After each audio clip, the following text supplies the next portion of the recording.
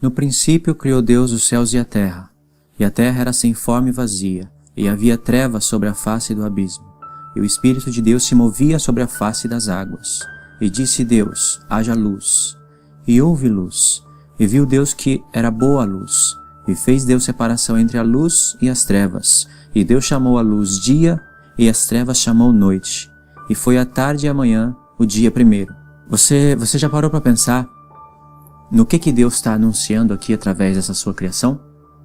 Porque muitas pessoas não fazem pergunta no texto sobre o que Deus está fazendo aqui. Será que Deus somente está criando?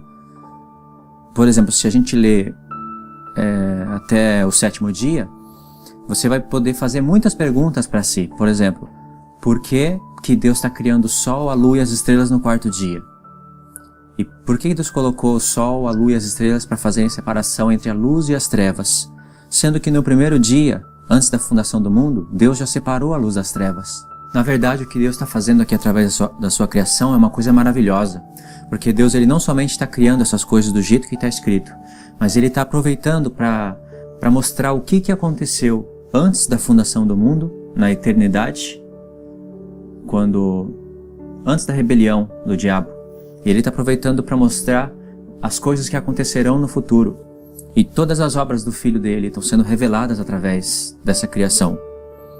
E você vai entender isso só quando você olha para as palavras dos profetas e faz a soma. E até nas cartas de Paulo vai aparecer coisa semelhante. Por exemplo, o Deus que a gente conhece é o Deus Todo-Poderoso. Ele mesmo fala que Ele é o Todo-Poderoso.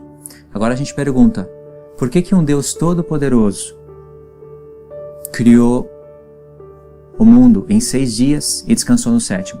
Será que Ele não tinha poder o suficiente para criar em um dia só?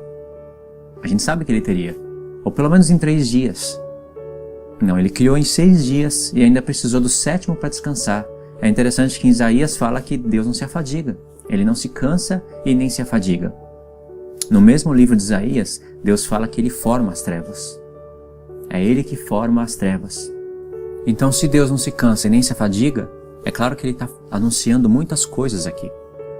Outra coisa, você vai ler Provérbios, eu vou sempre citando os versos para não ter que abrir em todos os versos e ter que ler. Mas lá em Provérbios 8 vai falar da sabedoria de Deus. E você vai ver que foi através da sabedoria que Deus criou os céus e a terra. Paulo, sabendo disso, João também, eles vão falar que através de Cristo Deus criou todas as coisas. Porque eles vão fazer a somatória, né, com o anjo do Senhor, com o braço do Senhor, porque Deus fala que o braço poderoso dele criou os céus e a terra. E o braço do Senhor vai ser revelado pelas Escrituras como sendo o Messias, aquele que haveria de se fazer carne, morrer pelos pecados do povo, se fazer propiciação pelos pecados e ressuscitar, o Filho do Homem subindo até a destra de Deus e se assentar para se cumprir o Salmo 110. Então, na verdade, quando João fala que sem ele nada do que foi feito se fez, que todas as coisas foram feitas por ele, João, na verdade, ele está mostrando aí o resultado de um cálculo que ele fez. Paulo também fala coisa semelhante em Colossenses 1. Então, se Deus, sendo sábio, né, sendo inteligente, ele forma as trevas. Lá em Provérbios mostra que ele fundou os abismos. Ele faz as trevas e ele coloca sobre a face de muitas águas. Que sentido teria ele fazer isso, sendo que ele não gosta das trevas? Desde Gênesis até o final da palavra dele, ele mostra que ele não gosta das trevas. Então ele tem o trabalho de formar as trevas, colocar elas sobre a face de muitas águas, porque o abismo de Gênesis é muitas águas. E ele coloca essas trevas sobre a face de muitas águas para depois ter o trabalho de separar a luz das trevas. E ainda ele não separa de uma vez. Depois, no 4º dia, ele faz o sol, a lua, as estrelas para manter a separação sobre a luz e as trevas. Na verdade, todo o evangelho está sendo anunciado aí através da obra de Deus. Se você for olhar, você vai ver que Deus criou os céus e a terra com poder e sabedoria. E Paulo fala que o Messias, que Cristo é o poder e a sabedoria de Deus. Ele fala isso, se eu não me engano, está em 1 Coríntios, capítulo 2. Não estou lembrado direito o capítulo, mas ele fala lá que Cristo é o poder e a sabedoria de Deus. Então você vê, se Deus criasse o mundo em apenas um dia e não descansasse, e Ele não precisa descansar, Ele mostraria o seu poder. Mas fazendo o mundo em 6 dias e descansando no 7º, você vê que Ele, além de mostrar o seu poder, Ele mostra a sua sabedoria também, porque Ele anunciava as coisas que haveriam de acontecer. Em Isaías 46, se você for ver o profeta Isaías e ler todo o profeta, você vai anotar essas partes que eu estou falando, você vai ver que Deus ele vai revelar um monte de coisas sobre a sua criação. Ele vai dar um monte de dicas para você ler Gênesis com outros olhos. Você vai ver que em Isaías 46 ele fala que ele é o princípio e o fim. Ele fala que ele anuncia as coisas do fim no princípio. Ele fala, eu vos anuncio o fim desde o princípio. E esse princípio que ele se referiu é o princípio da palavra dele. No princípio criou Deus os céus e a terra. E se você for prestar atenção, você vai ver aqui que 7 vezes Deus fala que é bom as coisas que Ele faz. Ele separa a luz das trevas, Ele separa as águas, sabe? As águas de cima e as águas de baixo, onde vai aparecer o espaço. Porque era tudo água. Como você tem que imaginar a criação de Deus, primeiro literalmente. Tinha um abismo, e nesse abismo não era só um buraco, era muitas águas mesmo, a ponto de ter só água. E o que cobria essas águas era só trevas. E foi Deus que formou isso daí. Foi Deus que fez esse cenário para depois ir dando forma em tudo. E a maneira que Ele ia dando forma, Ele ia revelando as coisas espirituais através das literais. Por isso que quando nós estamos lendo Gênesis, nós estamos lendo a lei de Deus. A instrução. São sombras das coisas futuras. Quando o escritor de Hebreus fala que a lei tem a sombra das coisas futuras, mesmo que ele estivesse focado no tabernáculo e nos dons do tabernáculo, ele também sabia de Gênesis. É uma instrução para nós isso daqui. Então você vê que Deus ele separou, né, as águas de cima, as águas de baixo, onde apareceu o espaço. Pedro mesmo ele fala que o mundo antigo ele pereceu pelas águas, ele foi criado pelas águas e pereceu através das águas. Mas agora esse mundo não vai ser destruído com água. Ele fala, foi reservado para o fogo. Que através do dia da vinda do Senhor Jesus, os elementos que há no mundo vão se destruir, ardendo em fogo. Ele fala isso. Então ele fala que o mundo antigo foi criado pelas águas, através das águas. Ele viu que tudo veio existir das águas. Através da separação, Deus separou as águas de baixo e as águas de cima do firmamento. Aí apareceu o espaço. E nas águas de baixo, ele também separou elas, fazendo aparecer a parte seca, a terra seca. Era onde era o final do abismo. Aí apareceu a terra seca. E as águas foram juntadas, né, nos cantos aonde Deus chamou de mares. Aí você vê que da terra seca Deus começa a formar os animais, e também tem os animais das águas, que saem das águas. Mas você vê que quando os animais começam a sair da terra seca, você tem que imaginar o cenário. Você tem que criar todo um cenário, né, do que está acontecendo não somente na terra, mas também nos céus. Aonde que está os anjos de Deus eleitos nessa hora? Eles estão vendo? Aonde que está os anjos que se rebelaram nesse momento da criação de Deus? Aonde que está o querubim ungido? Que agora ele era Satanás. Você tem que imaginar, ter todo esse cenário. Então, quando está saindo os animais da terra, você vê que começa a sair leão, começa a sair cordeiro, começa a sair todo tipo de animal da terra seca. E eles não estão comendo uns aos outros. Eles não estão fazendo guerra. Eles estão vivendo em harmonia, correndo uns com os outros. Eles não estão comendo nem uns aos outros e nem vai devorar os homens. Adão e Eva, no caso, né? Nem vai devorar eles quando Deus fazer o homem. Você vê que Deus vai criando e vai falando, é bom, é bom, é bom. 7 vezes ele vai falar isso. Agora, por que Deus está falando que é bom? E também, por que Deus está fazendo dessa forma? Né? Se você for ver, tem uma coisa interessante aqui em Gênesis, porque você lê aqui, no princípio criou Deus os céus e a terra. No português, nós lemos no princípio, em inglês também, né? No princípio criou Deus os céus e a terra, dando a ideia de que foi tudo um começo aqui. Não está falando aqui de uma pessoa, de ninguém, mas está falando que o princípio Deus fez os céus e a terra. Mas a ideia que Deus está querendo passar não é essa. Porque quando você vai ler isso no hebraico, aqui a palavra no princípio é Bereshit. E essa palavra, traduzida corretamente, a palavra B, está junto com está junto com o resto da palavra. E essa palavra traduzida, Bereshit, ficaria pelo princípio, ou através do princípio. Então, não é só no princípio. Também, em grego, quando você vai ler João, quando ele fala no princípio, era o verbo, João está fazendo aqui também, ele está associando, João está revelando as coisas espirituais através disso daqui, porque parece, né? Você vê que parece no princípio, era o verbo, e vai indo, ele fala fala da luz, fala das trevas, ele fala que a luz resplandece sobre as trevas e as trevas não prevalecem contra ela, que na luz estava a vida dos homens. Você vê que João está falando aqui do princípio.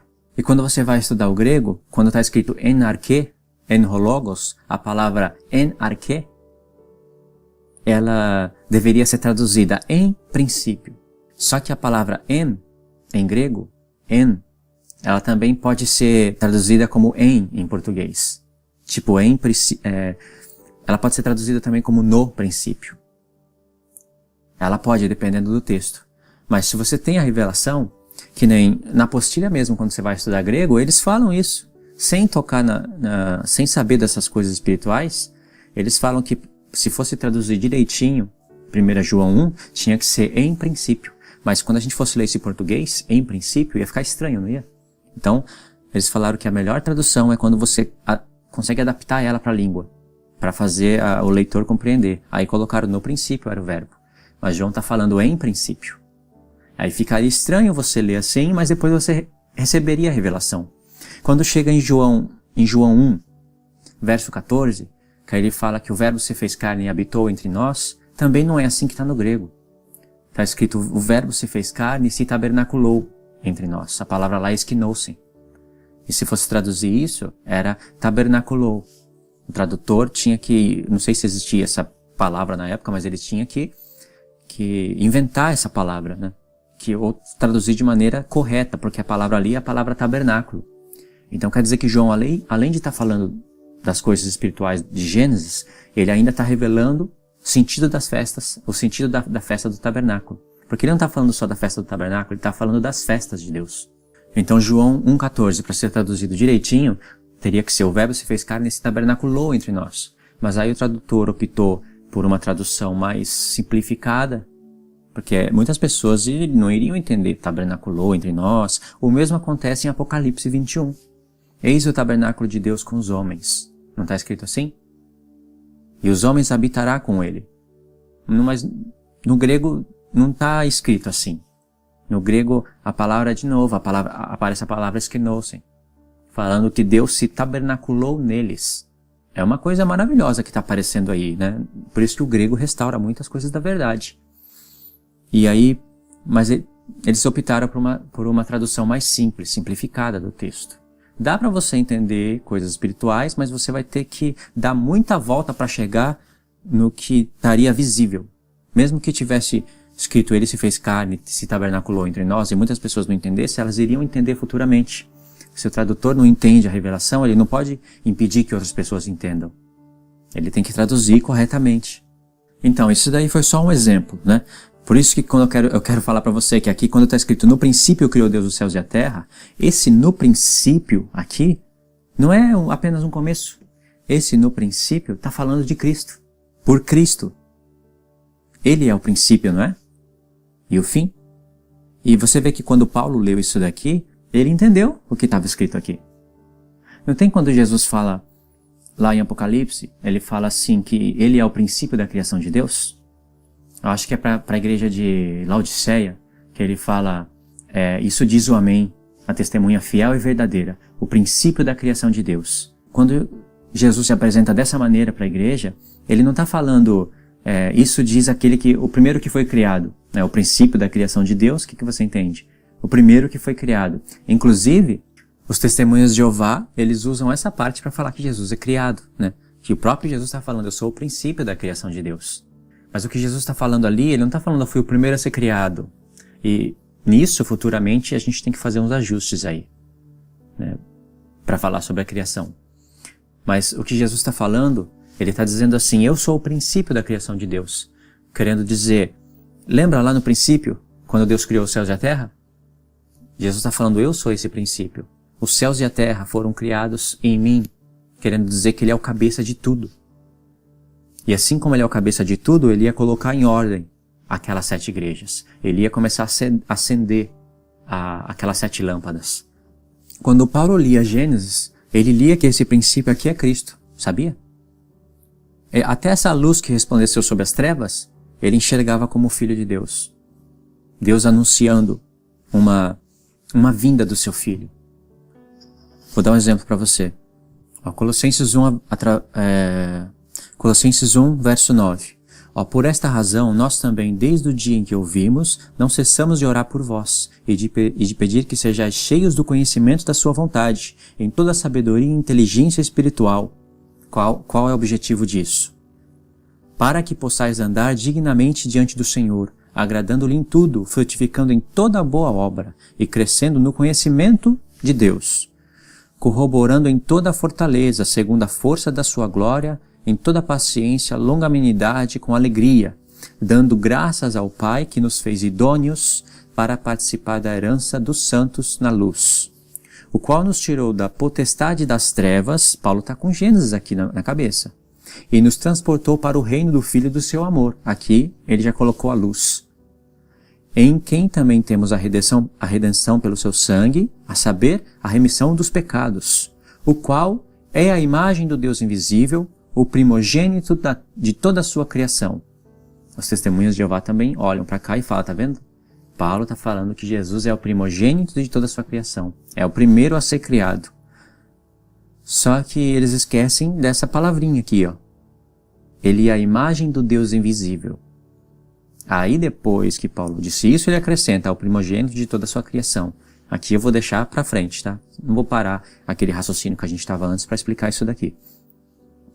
Porque nele foram criadas todas as coisas que há no céu e na terra. Olha só como vai aparecer Gênesis 1 aqui. Porque nele quem? Em Cristo, né? Foram criadas todas as coisas que há no céu e na terra.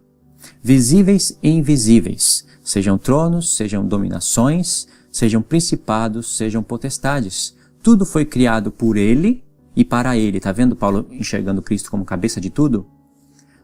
E ele é antes de todas as coisas. E todas as coisas subsistem por ele.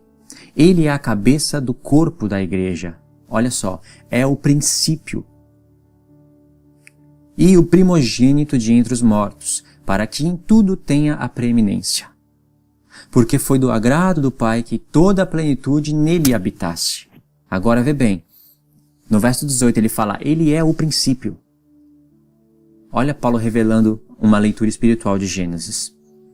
Ele é o princípio. Agora volta no verso 16. Porque nele, no princípio, foram criadas todas as coisas que há no céu e na terra. Como é que você lê Gênesis? No princípio, criou Deus os céus e a terra.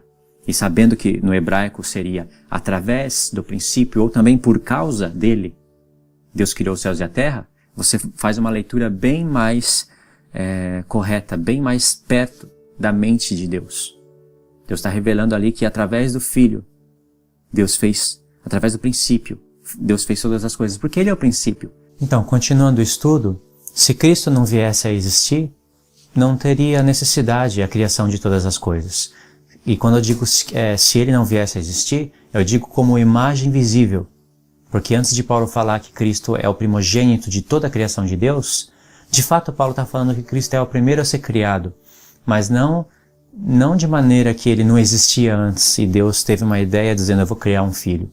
O filho existia no Pai, só que de maneira invisível, pois não existia tronos, principados, nada. Você viu o que Paulo fala em Colossenses, lembra? Nele foram criados tronos, principados, potestades, está falando dos 24 anciãos aí. E eles foram criados como imagem visível. Só que antes deles serem criados, o Pai colocou a sua imagem no Filho como uma imagem visível. De maneira que assim o Filho, que existia invisivelmente no Pai, passa a existir de maneira visível. E assim ele passa a ser o primogênito de toda criatura visível, porque ele é a imagem do Deus invisível. Ou seja, assim ele fica com a primazia em todas as coisas. E Paulo fala isso em Colossenses 1. E isso foi para que ele teve a primazia em todas as coisas. Ninguém veio a existir como imagem visível antes do Filho. Assim como também ele é o primogênito dos mortos. Não foi Abel o primeiro a morrer. Na presciência de Deus, o Filho já tinha sido morto antes da fundação do mundo, porque para Deus dizer, façamos o homem a nossa imagem e semelhança, Deus já sabia o que ia acontecer na terra, como o homem ia cair, ia precisar de redenção e que isso ia custar a própria vida dele. Então quando ele disse, façamos o homem a nossa imagem e semelhança, foi uma decisão que o pai tomou com o Filho, de que ele vai fazer o homem, mas ele vai morrer. Na presciência de Deus, ele já tinha sido morto. Se Deus não tivesse essa presciência e não soubesse dessas coisas, ele iria ser surpreendido com a queda do homem, iria ser uma ideia que ele bolou no momento ou futuramente para a redenção do homem. E isso está fora dos atributos de Deus, porque ele é presciente, ele sempre soube dessas coisas. Então, como a imagem do Deus invisível, ele é o primogênito de toda criatura, mas ele sempre existiu, porque ele é poder e sabedoria de Deus. Houve algum momento em que Deus não tinha poder e sabedoria? Se disser que Cristo em algum momento da eternidade não existia, é a mesma coisa que dizer que Deus em algum momento da eternidade não tinha poder e sabedoria. Deus não teve uma ideia em criar em ter um filho, em criar um filho. Isso sempre existiu com Deus. Aí, o que Paulo está falando aqui em Colossenses 9, na verdade, em Efésios 1, verso 9, é o seguinte. Então, se você for ler Efésios 1, que bate com Colossenses 1, aliás, essas epístolas, elas são bem parecidas umas com as outras, só que tem pontos que Paulo fala com mais revelação para os Efésios, e tem ponto que Paulo fala com mais ângulo, com mais revelação para os Colossenses. E aí, como nós já lemos Colossenses 1, em Efésios 1, verso 9, Paulo diz: descobrindo-nos o mistério da sua vontade, segundo o seu beneplácito que propusera em si mesmo. Essa palavra descobrindo-nos significa revelando-nos, que Deus revelou para os santos qual é o mistério da sua vontade. E aí ele vai falar aqui, qual é o mistério da vontade? De tornar a congregar em Cristo todas as coisas, na dispensação da plenitude dos tempos, tanto as que estão nos céus, como as que estão na terra. Você vê o que Paulo está querendo dizer aqui? Que Deus revelou para os seus santos o mistério da sua vontade. Qual que é? Aí antes de falar qual que é, ele fala segundo o beneplácito que propusera em si mesmo. Olha qual é o mistério da sua vontade, de tornar a congregar em Cristo todas as coisas. Quais? Antes dele falar quais coisas, ele fala na dispensação da plenitude dos tempos, tanto as que estão no céu, como as que estão na terra. Quais as coisas que haveriam de tornar a congregar em Cristo? As coisas que estão no céu e as coisas que estão na terra. Paulo aqui, ele não está falando tudo, ele está dando uma dica, né? E tem que prestar atenção no que está lendo. Quais são as coisas que estão no céu e as coisas que estão na terra que haveriam de tornar a congregar em Cristo? E se diz aqui, tornar a congregar, quer dizer que um dia se descongregou dele. Porque diz, tornar a congregar. A palavra no grego é recapitular nele. Todas as coisas que estão no céu e todas as coisas que estão na terra. E isso faz parte do mistério da sua vontade. Agora, quais são essas coisas? O que aconteceu no céu e o que aconteceu na terra que tem a ver com se distanciar de Cristo e que tem a ver com voltar a congregar nele, ou seja, para ele voltar a ser cabeça de todas as coisas. Quais são essas coisas? Vê como tem coisa aí? Agora vamos voltar em Colossenses, capítulo 1, e vamos ler de novo. Eu não quis explicar tudo de uma vez, quando a gente leu a primeira vez, para a gente ir montando o quadro. O qual é a imagem do Deus invisível, o primogênito de toda a sua criação. Porque nele que significa Cristo, que Paulo mesmo vai explicar que Cristo é o princípio, porque nele, no princípio, foram criadas todas as coisas que há nos céus e na terra. Lembra? No princípio criou Deus os céus e a terra. Visíveis e invisíveis. Por que visíveis e invisíveis? Visíveis para Deus e invisíveis para nós. Nós não podemos ver. Um dia nós vamos ver. Pela fé, nós podemos olhar para Apocalipse e ver. Mas um dia nós vamos poder ver com os nossos próprios olhos. Visíveis e invisíveis, sejam tronos, sejam dominações, sejam principados, sejam potestades. Tudo foi criado por Ele e para Ele. E Ele é antes de todas as coisas, e todas as coisas subsistem por Ele. Ele é a cabeça do corpo da igreja. É o princípio. e o primogênito de entre os mortos. Para quê? Para que em tudo tenha a primazia. Ele passou a ser tudo em primeiro lugar. Porque, presta atenção no verso 19. Porque foi do agrado do Pai que toda a plenitude nele habitasse, e que, havendo por ele feito a paz pelo seu sangue da cruz, por meio dele reconciliasse consigo mesmo todas as coisas, quais? Tanto as que estão na terra, como as que estão nos céus. Lembrou de Efésios?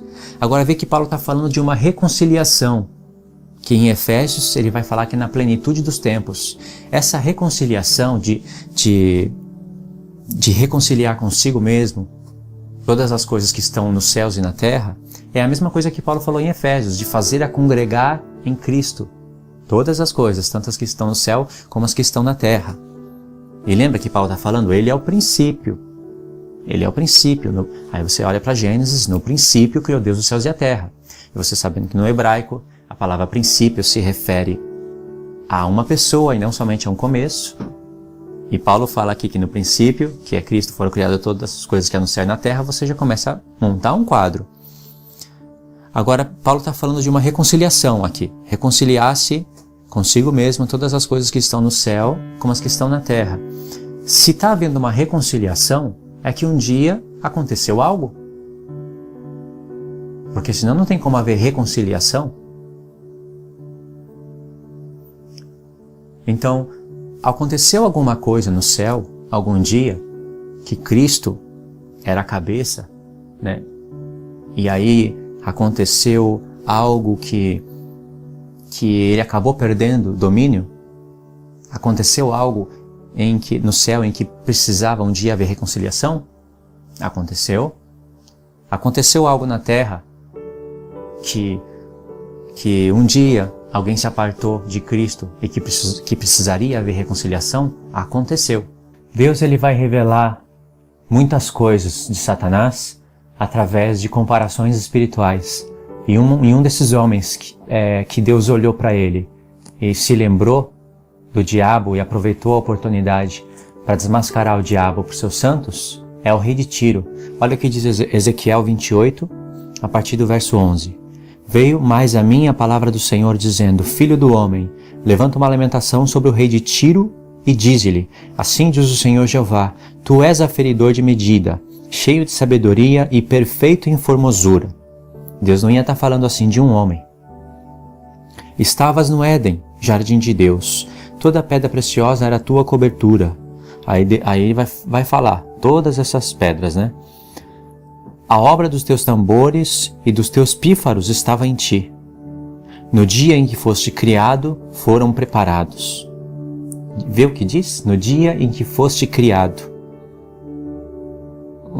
Não pode estar falando aqui de um homem somente. Tu eras querubim ungido.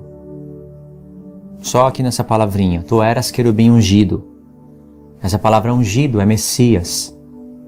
Ou seja, falou ele era um querubim, Messias. Se fosse no grego, estaria tu eras querubim Christos. Você vê que esse personagem aqui, sendo revelado através do rei de Tiro, era um Messias, um querubim ungido, para proteger. E te estabeleci. No monte santo de Deus estavas, no meio das pedras afogueadas andavas. Não pode ser homem de jeito nenhum. Perfeito era nos teus caminhos, desde o dia em que foste criado, até que se achou iniquidade em ti. Iniquidade é pecado, e o pecado é a transgressão da lei. Na multidão do teu comércio, se encheu o teu interior de violência, e pecaste. Pelo que te lancei, profanado, fora do monte de Deus, e te farei perecer, ó querubim protetor, entre pedras afogueadas. Elevou-se o teu coração por causa da tua formosura, corrompeste a tua sabedoria por causa do teu resplendor. Por terra te lancei, diante dos reis te pus para te olharem para ti. Pela multidão das tuas iniquidades, pela injustiça do teu comércio, profanaste os teus santuários. Eu, pois, fiz sair do meio de ti um fogo, que te consumiu a ti, e te tornei incisa sobre a terra, aos olhos de todos os que te veem. Então aqui você vê palavras chaves. Ele era perfeito nos caminhos de Deus. Não pode estar falando de um homem que nem parte de Israel fazia, né? Se fosse o rei de Tiro. Ele era perfeito nos caminhos de Deus até o dia que se achou iniquidade nele. Se estivesse falando de qualquer outro rei, haveria iniquidade sempre, até no próprio Israel, que passava por propiciação pelos pecados todos os anos. Havia iniquidade todos os dias.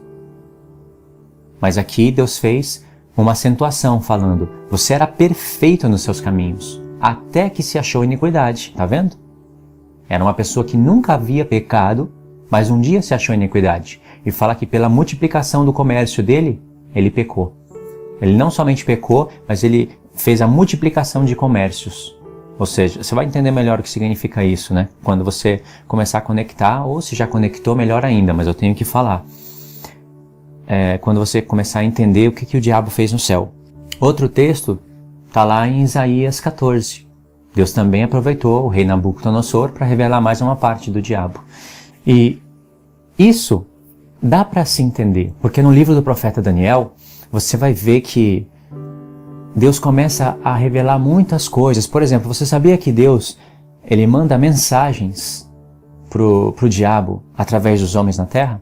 Não é bem isso que eu estou querendo dizer, mandar mensagens, mas ele na verdade está desmascarando o diabo através de assuntos espirituais. E ele aproveita dos personagens malignos na terra para revelar o diabo diante dos seus santos. Quando você olhar para Apocalipse, você vai ver que João viu um sinal no céu, era um grande dragão vermelho de 7 cabeças e 10 chifres. E diz que a sua cauda arrastava após si a terça parte das estrelas do céu. Isso é antes da fundação do mundo. Deus está dando ali um quadro mais completo em Apocalipse, porque se você olha para os profetas, você vai ver já que Paulo ele entende essas coisas. Né? O Apocalipse veio mais completo, com mais exatidão, a ponto de falar que foi a terça parte dos anjos de Deus que foram enganados. Mas você vai ver que, por exemplo, no profeta Daniel estava orando e o anjo Gabriel veio responder Daniel. Só que o que aconteceu? Daniel estava orando e o anjo Gabriel veio responder. A resposta saiu da parte de Deus no primeiro dia em que Daniel começou a orar. Só que o príncipe da Pérsia barrou esse anjo, de maneira que houve 21 dias de batalha. E esse anjo não conseguiu responder a oração de Daniel. Agora, você acha que existe algum homem na face da terra capaz de barrar o anjo Gabriel? Você acha que Deus falou para o anjo Gabriel, vai lá responder a oração de Daniel? E aí o anjo Gabriel saiu do terceiro céu, né, olha só, saiu do terceiro céu, passou pelo segundo, já começou a atravessar a atmosfera, sem sofrer nenhum dano, chegou na terra, chegou lá na Babilônia, onde já era domínio Pérsia, e aí na hora que ele ia entrar pela porta para responder Daniel, aí o príncipe da Pérsia não deixou. Quem que será o príncipe da Pérsia? O rei? O rei não era, porque fala príncipe, e príncipe é filho de rei. Todo príncipe é filho de um rei. O filho de Dario o impediu? Esse príncipe da Pérsia, na verdade, é o diabo. E ainda se você for ler o profeta Daniel, você vai encontrar que o anjo Gabriel ainda ia pelejar com o príncipe da Grécia. E se você for olhar para Roma, continua o diabo reinando ainda nas nações. Você vê que ele arrastou a terça parte dos anjos de Deus e constituiu para si um reino. E ele começou a dominar sobre a terra. Agora você vê que esses anjos, eles são representados por Deus, para nós, como as estrelas do céu. Pode ver, em Apocalipse fala que o Satanás fala, o dragão, né, com a sua cauda, arrastou após si a terça parte das estrelas de Deus. E logo em seguida diz que houve uma batalha, né? Era Miguel e seus anjos que batalharam contra o diabo e seus anjos. Os anjos de Deus estão ilustrados como as estrelas. E todas essas coisas estão sendo já faladas de maneira resumida e panorâmica em Gênesis. Aquele abismo de Gênesis, na verdade, é muitas águas. É um grande mar sobre um abismo. Diz que havia trevas sobre a face do abismo. Mas o Espírito de Deus se movia sobre a face das águas. Né? Águas. E aí o que aconteceu? Vem a luz sobre esse mundo tenebroso. E isso já era um anúncio da vinda do Filho de Deus. E quando essa luz resplandeceu, houve uma separação da luz e das trevas. Houve uma separação de 2 reinos aí. Você vê que então Deus, enquanto criava os céus e a terra, Ele ia anunciando como ele e o seu filho, eles, como são prescientes, eles iam enxergando o futuro e querendo também revelar o passado, eles iam criando de maneira figurativa o universo. Então aí você começa a aprender que não é por acaso que sobre aquelas águas que representa povos, línguas e nações, isso é anunciado por Deus não só em Apocalipse. Em Isaías, Deus começa a falar também porque os povos bramam como bramam as muitas águas, os mares, porque os povos, as nações bramam como rugem as muitas águas. Isso tem em Isaías 17, tem nos Salmos e aparece em Apocalipse também. Muitas águas são povos, línguas e nações. Rio também representa a exércitos. E aí você vê que não é por acaso então que Deus colocou as trevas, deixou a ausência de luz e colocou as trevas sobre a face do abismo. Deus querendo mostrar que um dia o querubim, que era luz, né, que era perfeito em seus caminhos, que um dia ele se converteu em trevas no seu reino e ainda enganou a terça parte dos anjos de Deus, Deus querendo revelar isso para os seus santos, ele fez as trevas e colocou sobre a face do abismo. Mas Deus querendo mostrar que um dia o seu filho viria como a luz do mundo, o que ele fez? Enviou a luz sobre o mundo para começar uma restauração no mundo. E aí você percebe, assim como havia trevas sobre a face do abismo, assim também o diabo se converteu em trevas, ele enganou a terça parte dos anjos de Deus e fez com que eles se convertessem em trevas, e eles estavam dominando as nações, que estava representada no abismo, as muitas águas. Você pode ver que primeiro Satanás vai reinando, dominando as nações. Depois vem Cristo no mundo. Assim também em Gênesis, havia trevas sobre a face do abismo, e depois a luz vem ao mundo.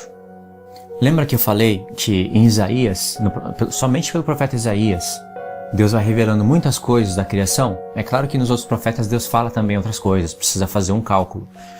Mas em Isaías Deus vai revelando muitas coisas. Olha só para Isaías 60.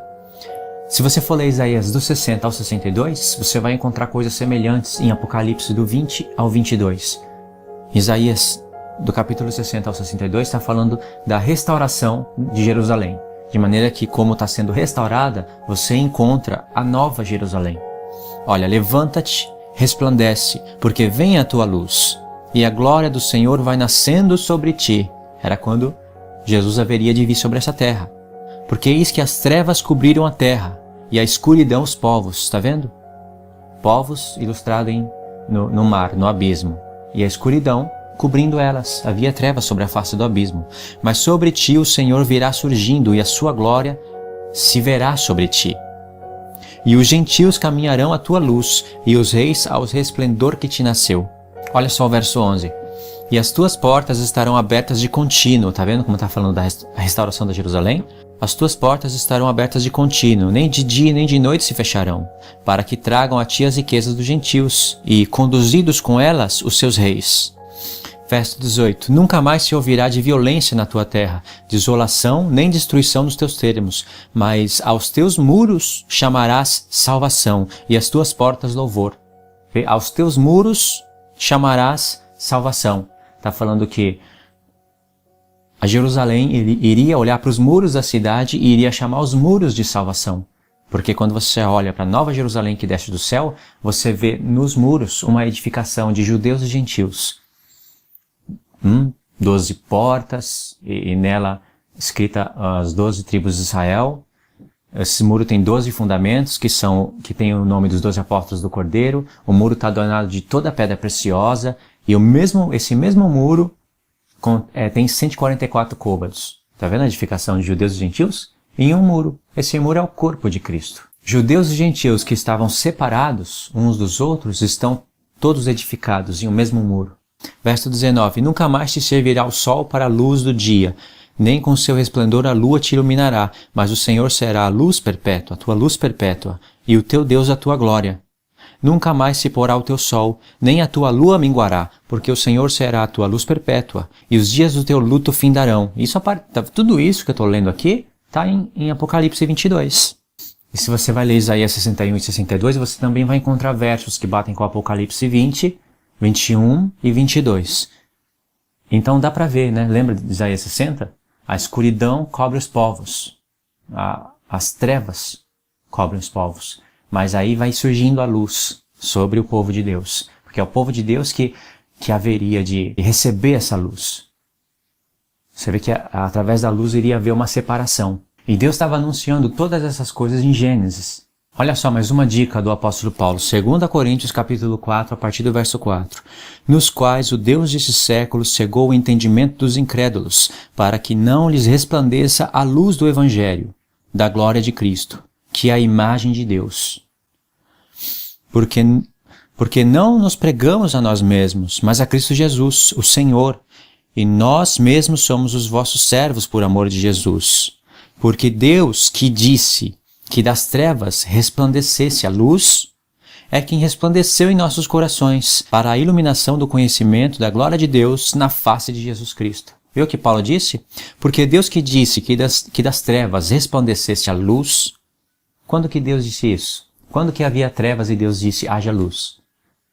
Porque Deus que disse que das trevas resplandecesse a luz é quem resplandeceu em nossos corações. Colocou aquela luz como o Evangelho da glória de Deus resplandecendo nos corações dos homens que estavam mortos em pecados. Para que o Evangelho resplandece? Para a iluminação do conhecimento da glória de Deus na face de Jesus Cristo. Porque Ele é a imagem visível do Deus invisível. Passou a ser o primogênito da criação, sendo criado como imagem visível do Deus invisível. Não que Ele não existia antes. Olha, outra dica do apóstolo Paulo em Efésios 5.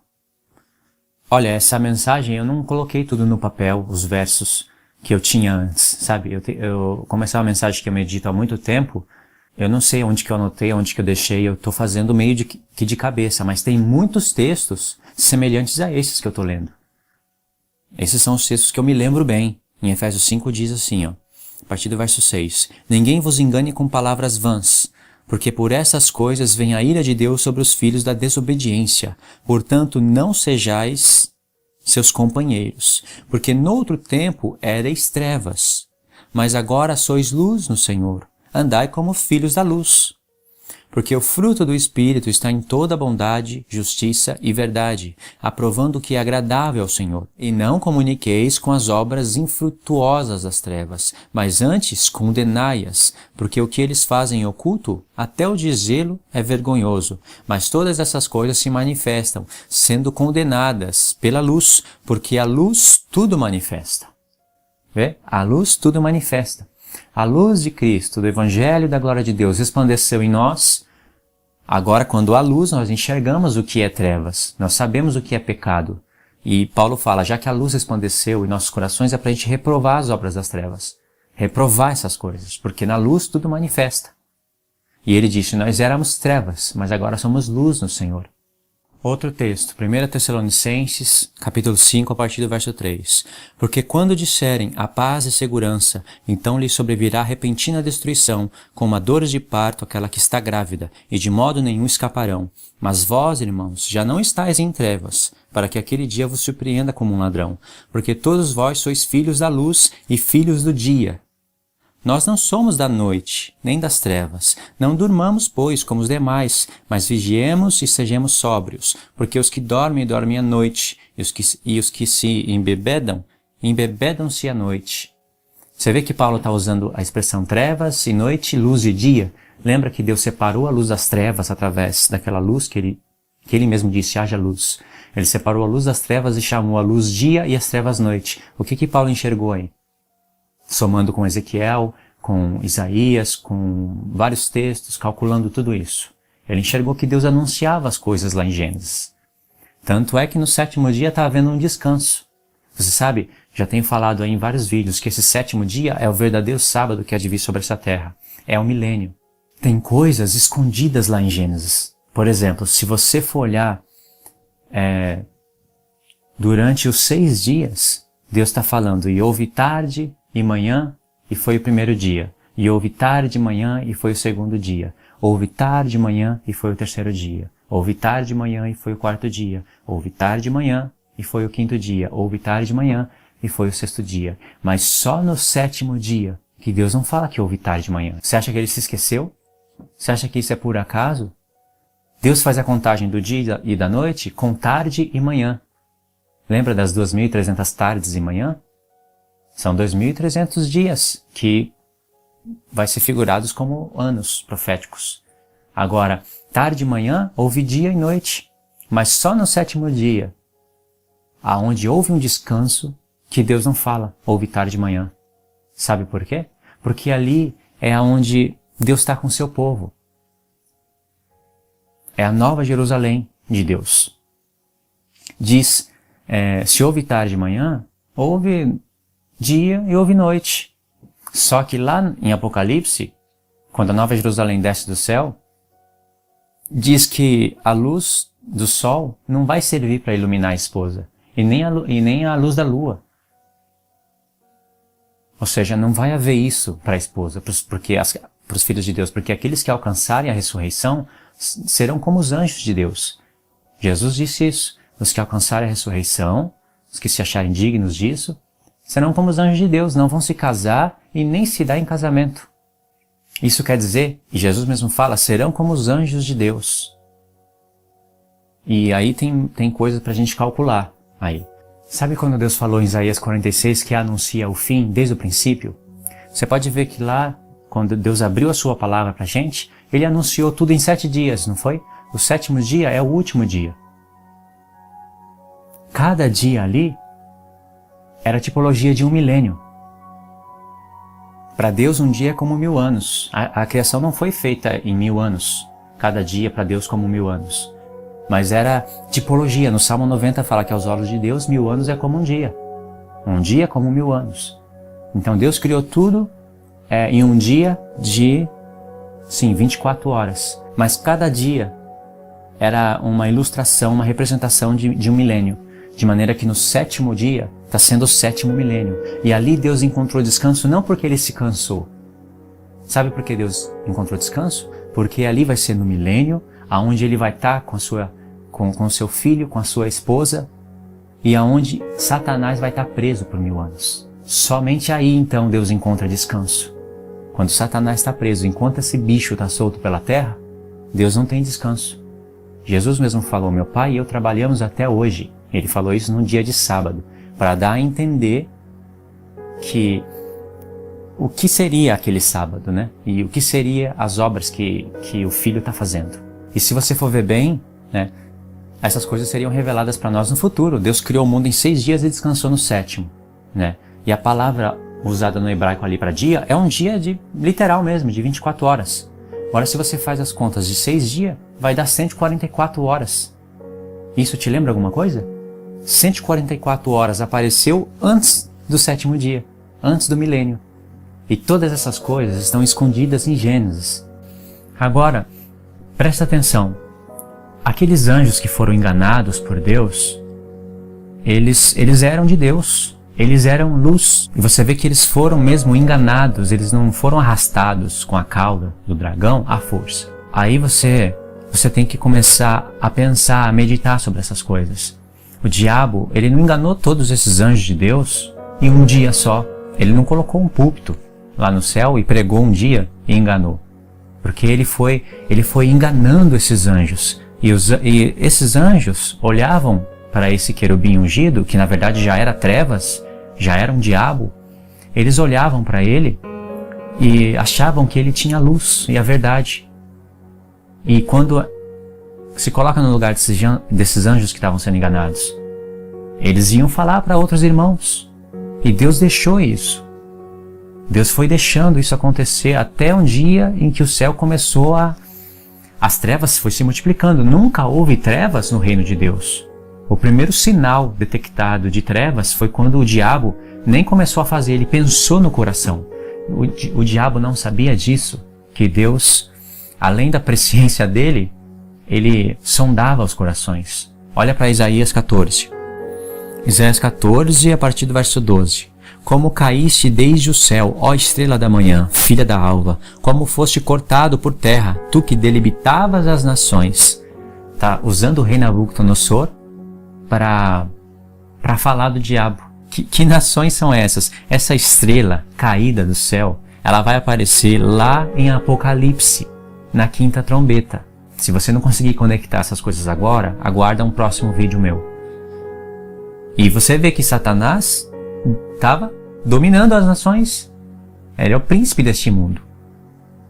Você vê que lá em Daniel, eu nem terminei de falar lá porque é muita coisa que está na cabeça, mas lá em Daniel, Deus já estava revelando que Satanás era o príncipe da Pérsia. Ele estava governando a Pérsia, Babilônia, Grécia, Roma. Ele estava dominando as nações até vir o Messias. E aí depois o evangelho foi implantado na terra e mesmo assim o diabo continuou. Só que agora o evangelho foi se alastrando pela terra. É o cavalo branco cavalgando. Mas aí você vai ver que lá na 5ª trombeta a estrela cai do céu. E tu que dizias no teu coração, eu subirei ao céu. Acima das estrelas de Deus exaltarei o meu trono, e no monte da congregação me assentarei aos lados do norte. Você vê que esse personagem aqui queria colocar o trono dele acima das estrelas de Deus. Quem são as estrelas de Deus? Os anjos. Ele queria ser chefe de todos os anjos. E aí Deus vai falar aqui da queda dele. Então você vê que ele dizia no coração dele, enquanto ele formulava aquele plano maligno, Deus já sondava, mas Deus ficou quieto. E ele foi enganando os anjos de Deus dia após dia. E Deus deixou isso. Anjos ouviram as duas partes. Agora, faça essa pergunta para si mesmo. Por que Deus deixou para criar o mundo só depois da queda? Você acha que Deus teve uma ideia nova? Mais ou menos assim, Satanás arrastou a 3ª parte dos anjos de Deus, enganou os anjos, lançou por terra e Deus falou, então eu vou fazer uma criação lá na terra. Vou fazer os homens, vou fazer animais. Você acha que foi essa a ideia que Deus teve na hora, no momento? Por que você acha que Deus não teve essa ideia antes? Não é que Deus teve essa ideia, ele já sabia de tudo, só que ele deixou para fazer a criação do mundo depois da queda do diabo, e isso não é por acaso, como eu sempre não me canso de falar nos vídeos. Nada que Deus faça ou deixe de fazer não é por acaso. Não existe alguma coisa que Deus fale e que não tenha um sentido profético e espiritual. E se você olha para Apocalipse, você vai ver toda a criação louvando a Ele, porque Ele é Criador. Na verdade, todo esse confronto do bem e do mal é por causa dessa palavra, Criador. Agora tem uma coisa interessante, agora vai dar, já com toda essa introdução, já vai dar para pôr muitos pensamentos maravilhosos. Quando, em 2 Coríntios, quando Paulo fala que o próprio Satanás se transfigura em anjo de luz, ele não se maravilha que havia ministros de Satanás transfigurados em ministros de Cristo. Porque se o próprio Satanás se transfigura em anjo de luz, como que Paulo sabe disso? De onde vem essa afirmação dele? Muitas pessoas pensam que é lá na tentação de Jesus, que Jesus não sabia lá quem era aquele que chegou com a solução, sabe? Se tu és filho de Deus, transforma essas pedras em pães. O diabo já sabia que ele era filho de Deus, e Jesus sabia que ele era o diabo. O diabo viu que uma virgem ficou grávida, que milhares de anjos veio louvar o menino. O diabo não estava querendo saber se ele era o filho de Deus ali. E Jesus já sabia que ele era o diabo. Não foi ali que ele se transfigurou em anjo de luz. O que acontece é que quando o diabo se tornou em trevas no céu, e está escrito lá em Ezequiel que ele multiplicou o comércio dele, e Paulo olhou lá para Daniel e viu que ele era o príncipe da potestade dos ares. Lá em Efésios Paulo não fala que ele é o governador, o príncipe das potestades dos ares? A gente não tem que lutar contra carne e sangue, mas contra principados e potestades, e eles têm um príncipe. Paulo já começou a fazer cálculos, e não é só em Daniel que aparece isso, aparece em outros profetas. Então, você vê que o diabo, ele se tornou em trevas, mas ele enganava, ele seduzia os anjos de Deus. E os anjos de Deus chegou a um ponto de começar a olhar para o diabo como justo e verdadeiro, ou seja, ele era trevas, né, percebendo pelo ponto de vista desses anjos que foram enganados, eles olhavam para o diabo como um mensageiro da luz. Tá falando a verdade. Olhavam para ele como justo e verdadeiro. E para Deus já estavam olhando para ele como injusto. Porque ele se tornou em trevas, o pensamento dele é: eu vou pôr meu trono acima de todos esses anjos. E você semelhante ao Altíssimo, vou receber adoração. Você Criador. Ou seja, você vê que ele era o mal, ele era trevas, mas estava transfigurado em anjo de luz. Anjo é mensageiro de luz, verdade. É daí que Paulo tirou essa afirmação. E aí não é à toa que Deus deixou para fazer a criação diante dos olhos de todos, aí, justo depois da queda do diabo. Eu quero falar duas coisas, mostrar duas coisas agora com esse quadro já, né, meio que formado. O porquê que Deus deixou para fazer a criação depois da queda e não antes. Tipo, não foi uma ideia nova. Deus poderia ter feito os homens, os animais, tudo antes da queda do diabo. Mas ele fez depois, não é por acaso. E a outra coisa que eu quero falar é sobre o plano de restauração que Deus executa pela vida de Abraão. E aí você vai ver que coisa maravilhosa é o Evangelho. Não é só isso que a gente escuta por aí. Tem muitas coisas espirituais que nos fazem meditar meses, anos, a ponto de pensar noite e dia na palavra de Deus. Então pensa bem, você tem que meditar na palavra de Deus. Então, vê bem, você tem que meditar na palavra de Deus, você tem que pôr o seu coração nela. Olha para Gênesis, você vai ver um jardim, o jardim do Éden. Há duas árvores você vai ver no jardim, pelo menos duas principais. A árvore do conhecimento do bem e do mal e a árvore da vida no meio do jardim. Essas duas árvores estavam em destaque. Você vai ver Adão e Eva e uma serpente, sabe? Parece uma historinha de criança até. Mas Deus revela tanta coisa aí, de maneira que esse Adão vai ser chamado de primeiro Adão. Eva, ela vai dar luz ao segundo homem, ao último Adão. E Paulo, olhando para essas coisas, olhando para Gênesis e olhando para o livro de Daniel, é daí que ele tira os dois Adão, o primeiro e o último Adão. É dessa meditação aí. Mas olha para Gênesis. Você acha que por acaso que Deus fez aquelas coisas do jeito que ele fez? Deus já sabia o que a serpente ia fazer. Ela já havia arrastado a terça parte dos anjos de Deus.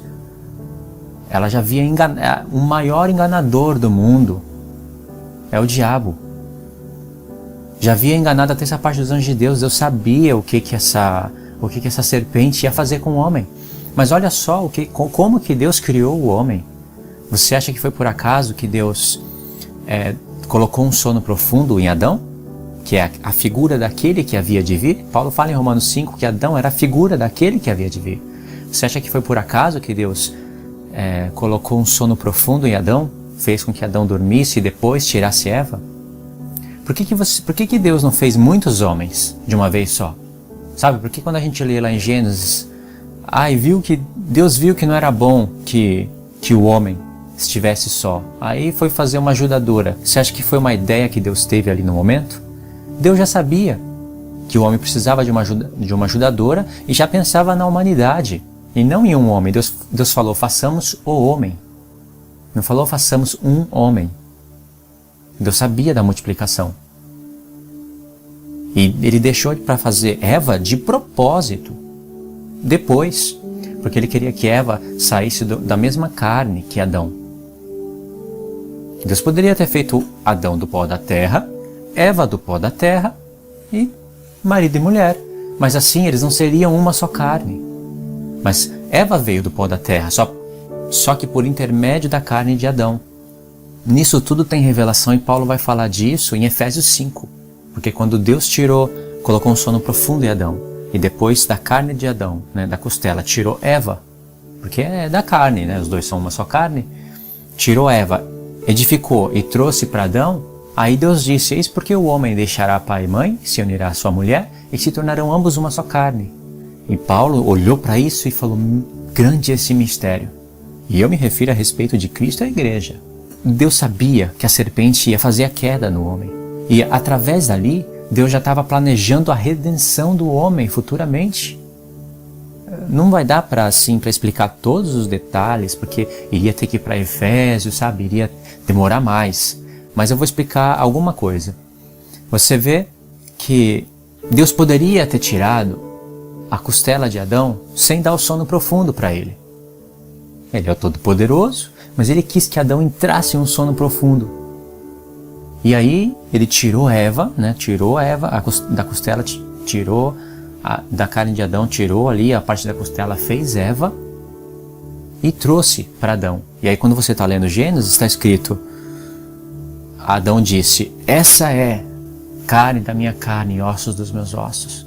Mas Adão não estava no sono profundo? Quem foi aquele que voltou a trazer Adão no sono profundo? Foi o Pai. Assim também Cristo entraria na morte futuramente, mas Deus haveria de trazer ele novamente. E isso é por causa da edificação da igreja. Eva é a figura da igreja, assim como Adão é a figura de Cristo. Então você vê que lá já está prefigurado a morte e ressurreição do Messias. Debaixo do nariz da serpente e antes mesmo da queda do homem. E você pode ver também que Deus abriu Adão e tirou uma costela dele, uma das costelas. Agora vê, Adão não tinha sangue? O sangue veio existir depois da queda? Se Adão tinha sangue, logo o sangue foi derramado ali, para ele poder tirar da carne de Adão. E a serpente e os milhares de anjos caídos, eles olhavam para todas essas coisas, eles não entendiam. E na verdade nem os anjos eleitos não entendiam. E ainda Deus estava na criação nesse momento. Porque Deus fez o sábado depois que fez o homem. O sábado veio existir por causa do homem. Como Jesus disse, não o homem por causa do sábado. Então a última criação de Deus foi o sábado. Mas o sábado não tem valor se não for para o homem, por causa do homem. Porque Deus não precisa de descanso. Mas Deus descansa das suas obras com o homem, dando ao homem entender muitas coisas espirituais. E aí você vai vendo que Deus sabia que o homem ia cair, que Eva ia pecar. Ele sabia que a sentença que ele ia dar para cada um, sabe? A terra ficou maldita por causa de Adão, mas voltaria a ser bendita por causa de Cristo. Sabe, Adão, ele não amou a sua mulher como a si mesmo, porque ele entregou a sua mulher. Quando Deus foi dar a sentença para ele, foi tirar satisfação com ele falou, foi a mulher que tu me deste. Você vê que ele não amou a sua mulher como a si mesmo, não se entregou por ela. Ele não falou, Senhor, foi ela que pecou, mas a culpa também é minha, sabe? Não castiga ela, castiga a mim. Mas Cristo, ele não fez isso. Ele mesmo não tendo culpa, Adão já tinha. Mesmo Cristo, sem não ter culpa nenhuma, ele se entregou pela sua esposa. E amou ela e cuidou dela, como a sua própria carne. Adão não fez assim. Então você vê que Deus já sabia a sentença que ele ia dar para Eva, e já sabia que ele ia falar para Eva, a sua semente, um dos seus descendentes, vai pisar na cabeça da serpente. Haveria de nascer um homem vindo de Eva, um homem vindo de Eva. Eva era chamada de Adão. Tem isso em mente. Então, uma semente de Eva é uma semente de Adão. E Eva não gera semente sozinha, tinha que vir de Adão mesmo. Então haveria de nascer o filho do homem ali. Não ali futuramente, mas Deus prometeu ali o filho do homem. E vai esmagar a cabeça da serpente. Então você vê que esse homem, na verdade, ele ia nascer de uma semente humana, vindo de Eva, e futuramente ele ia se tornar uma só carne com a sua esposa. E por isso que Paulo fala que isso é um grande mistério. Por isso que eu disse, não dá para explicar todos os detalhes desse ponto agora, mas alguma coisa eu vou deixar explicada. E Deus, sabendo disso, é por esse motivo que ele faz Eva vir da carne de Adão, e não diretamente do pó da terra. Por isso que Paulo fala que isso é um grande mistério mesmo, e revelado, não oculto. E ele já diz, não é só a respeito de Adão e Eva. Eu me refiro a respeito de Cristo e a igreja. E Deus não interferiu enquanto o diabo enganava os anjos, para ele saber o coração dos anjos. Sabe o que vai ser revelado para a gente? Que os anjos tiveram poder de escolha e tiveram ainda um plano de salvação. Como assim um plano de salvação? Porque Satanás foi enganando os anjos, não foi de um dia para o outro. Ninguém engana a terça parte dos anjos de Deus de um dia para o outro. Aqueles anjos eram luz, eles se converteram em trevas. Eles tiveram a oportunidade de refletir, de pensar em tudo que eles viveram com Deus e em tudo que eles estavam aprendendo com esse querubim ungido. Ele era um manipulador, ele era um mentalista maligno no céu. Então você vê que o céu ele quase que se dividiu. A terça parte ficou com o diabo. A maioria ficou com Deus. 33, né, 3,333, isso daí é a terça parte. Não foi 50%, mas chegou perto. Olha o que esse manipulador fez. E Deus deixou. Mas só que do ponto de vista dos anjos malignos, o diabo que estava falando a verdade. Não é à toa que ele se transfigurou em um mensageiro da verdade, em um anjo de luz. Mas os anjos eleitos, né, eleitos por quê? Paulo não fala de anjos eleitos? Em 1 Timóteo 3 ou 4 ele fala dos anjos eleitos. Por que eleitos? Eleitos porque Deus predestinou aqueles anjos para ficar com o diabo? De maneira nenhuma. Eles foram eleitos porque escolheram ficar com Deus. Eles escolheram a verdade, tendo a oportunidade de ficar com o mal. E aí Deus escolheu eles. Por isso que eles foram eleitos. Mas Deus não esperava para saber quem que ia ficar com ele ou não. Ele já sabia disso antes mesmo de fazer o próprio filho como uma imagem visível. Da sua própria imagem invisível. Ele já sabia disso daí. Então vê bem que os anjos eleitos ficaram com Deus, mas ficou palavra contra palavra. Sabe, Deus tinha que manifestar a sua verdade para o mundo inteiro. Não somente para os querubins, para os anjos eleitos, mas também para todo o universo que haveria de existir. Olha o que Deus fez. Ele fez a criação, né, do universo na frente de todos. Por isso que eu digo que isso é um grande mistério, isso é maravilhoso. Ele deixou para criar esse universo depois da queda, diante dos olhos de todos. Ele fez o universo, fez um plano no Jardim do Éden, colocou 2 árvores lá. Uma é a vida eterna, a outra, o conhecimento do bem e do mal. E deu uma lei para Adão. Aonde não há lei, não haveria transgressão. Mas se Deus deu uma lei, ele revelou o que é pecado. Ele já tinha um plano ali. E aí Deus já sabia que a serpente ia lá.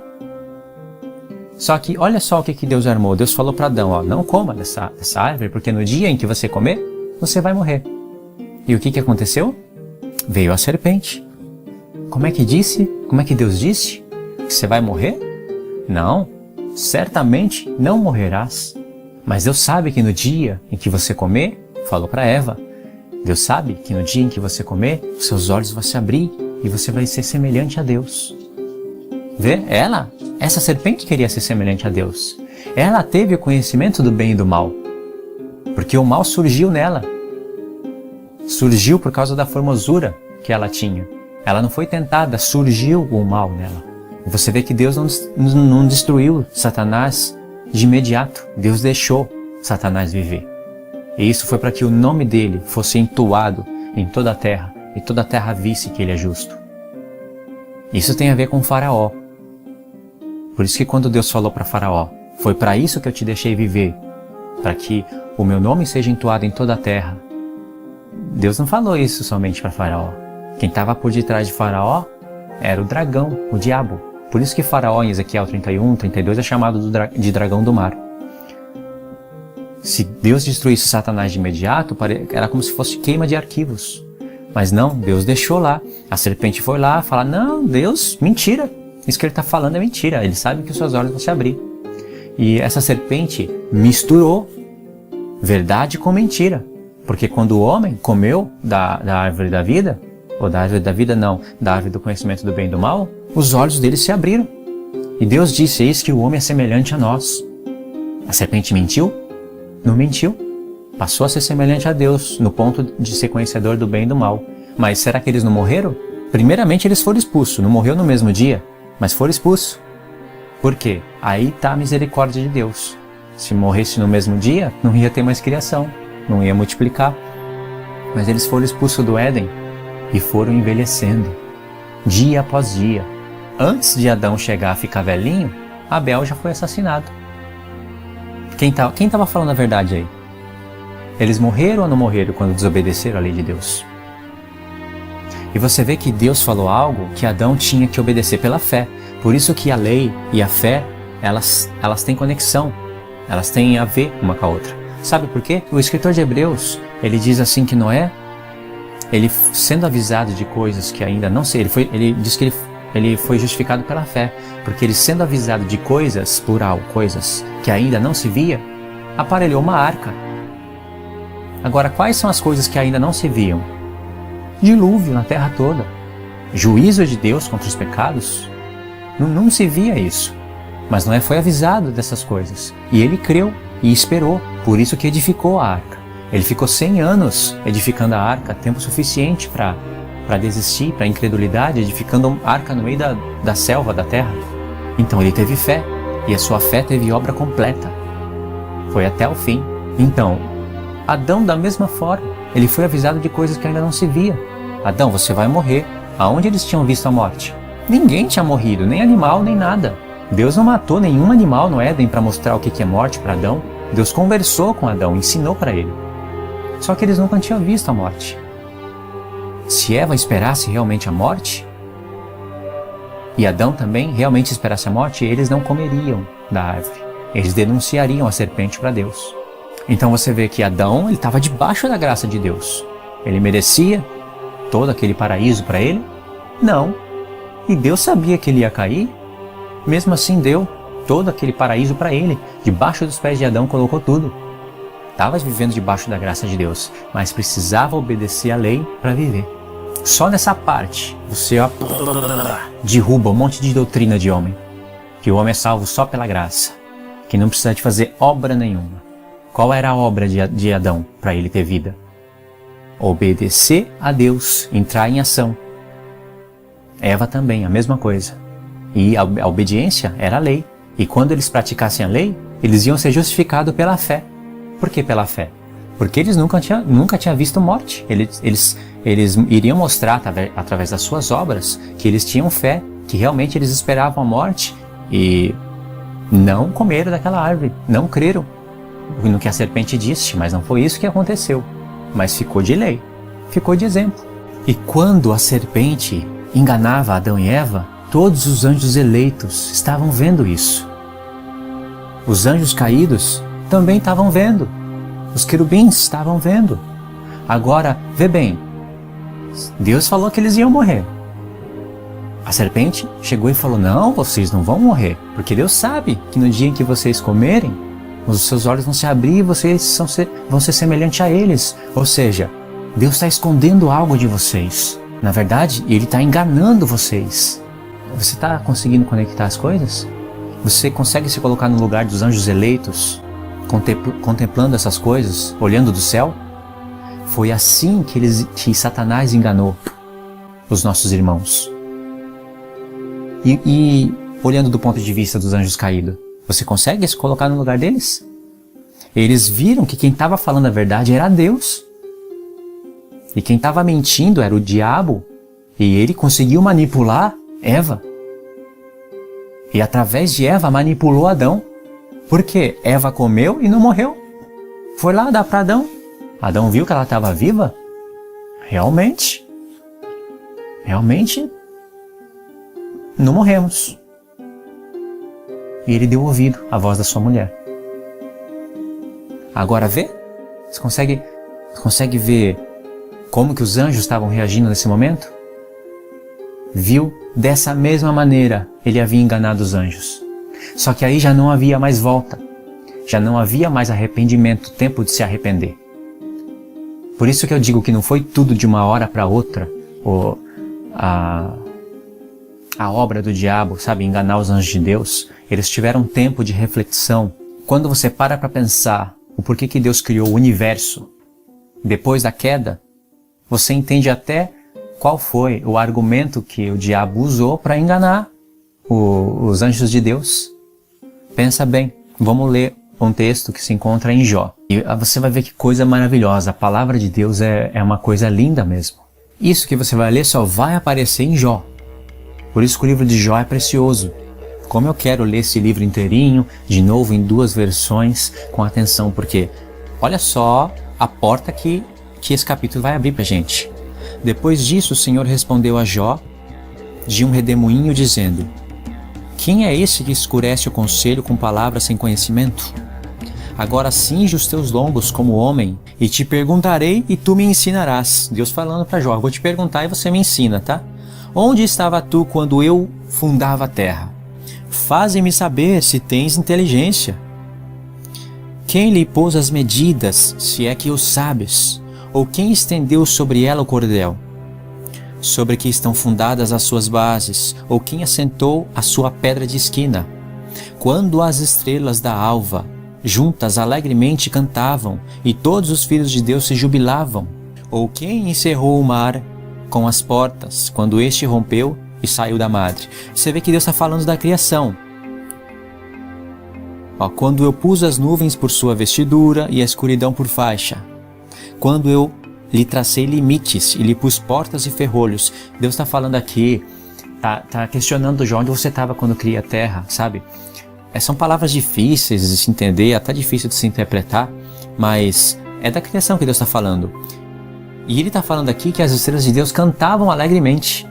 Sabe quem são as estrelas de Deus e os filhos de Deus aqui? Esses filhos de Deus são as mesmas estrelas de Deus. Lembra no começo do livro de Jó, quando os filhos de Deus foram se apresentar diante de Deus e chegou Satanás diante de Deus para acusar também? E Deus já falou, você viu Jó? Lembra? Quem são aqueles filhos de Deus? São os anjos. Os anjos são chamados de filhos de Deus e de estrelas. E quando que essas estrelas cantavam? Quem lhe pôs as medidas, se é que o sabes? Ou quem estendeu sobre ela o cordel? Verso 6. Sobre que estão fundadas as suas bases? Ou quem assentou a sua pedra da esquina? Quando as estrelas da alva juntas alegremente cantavam, e todos os filhos de Deus se jubilavam.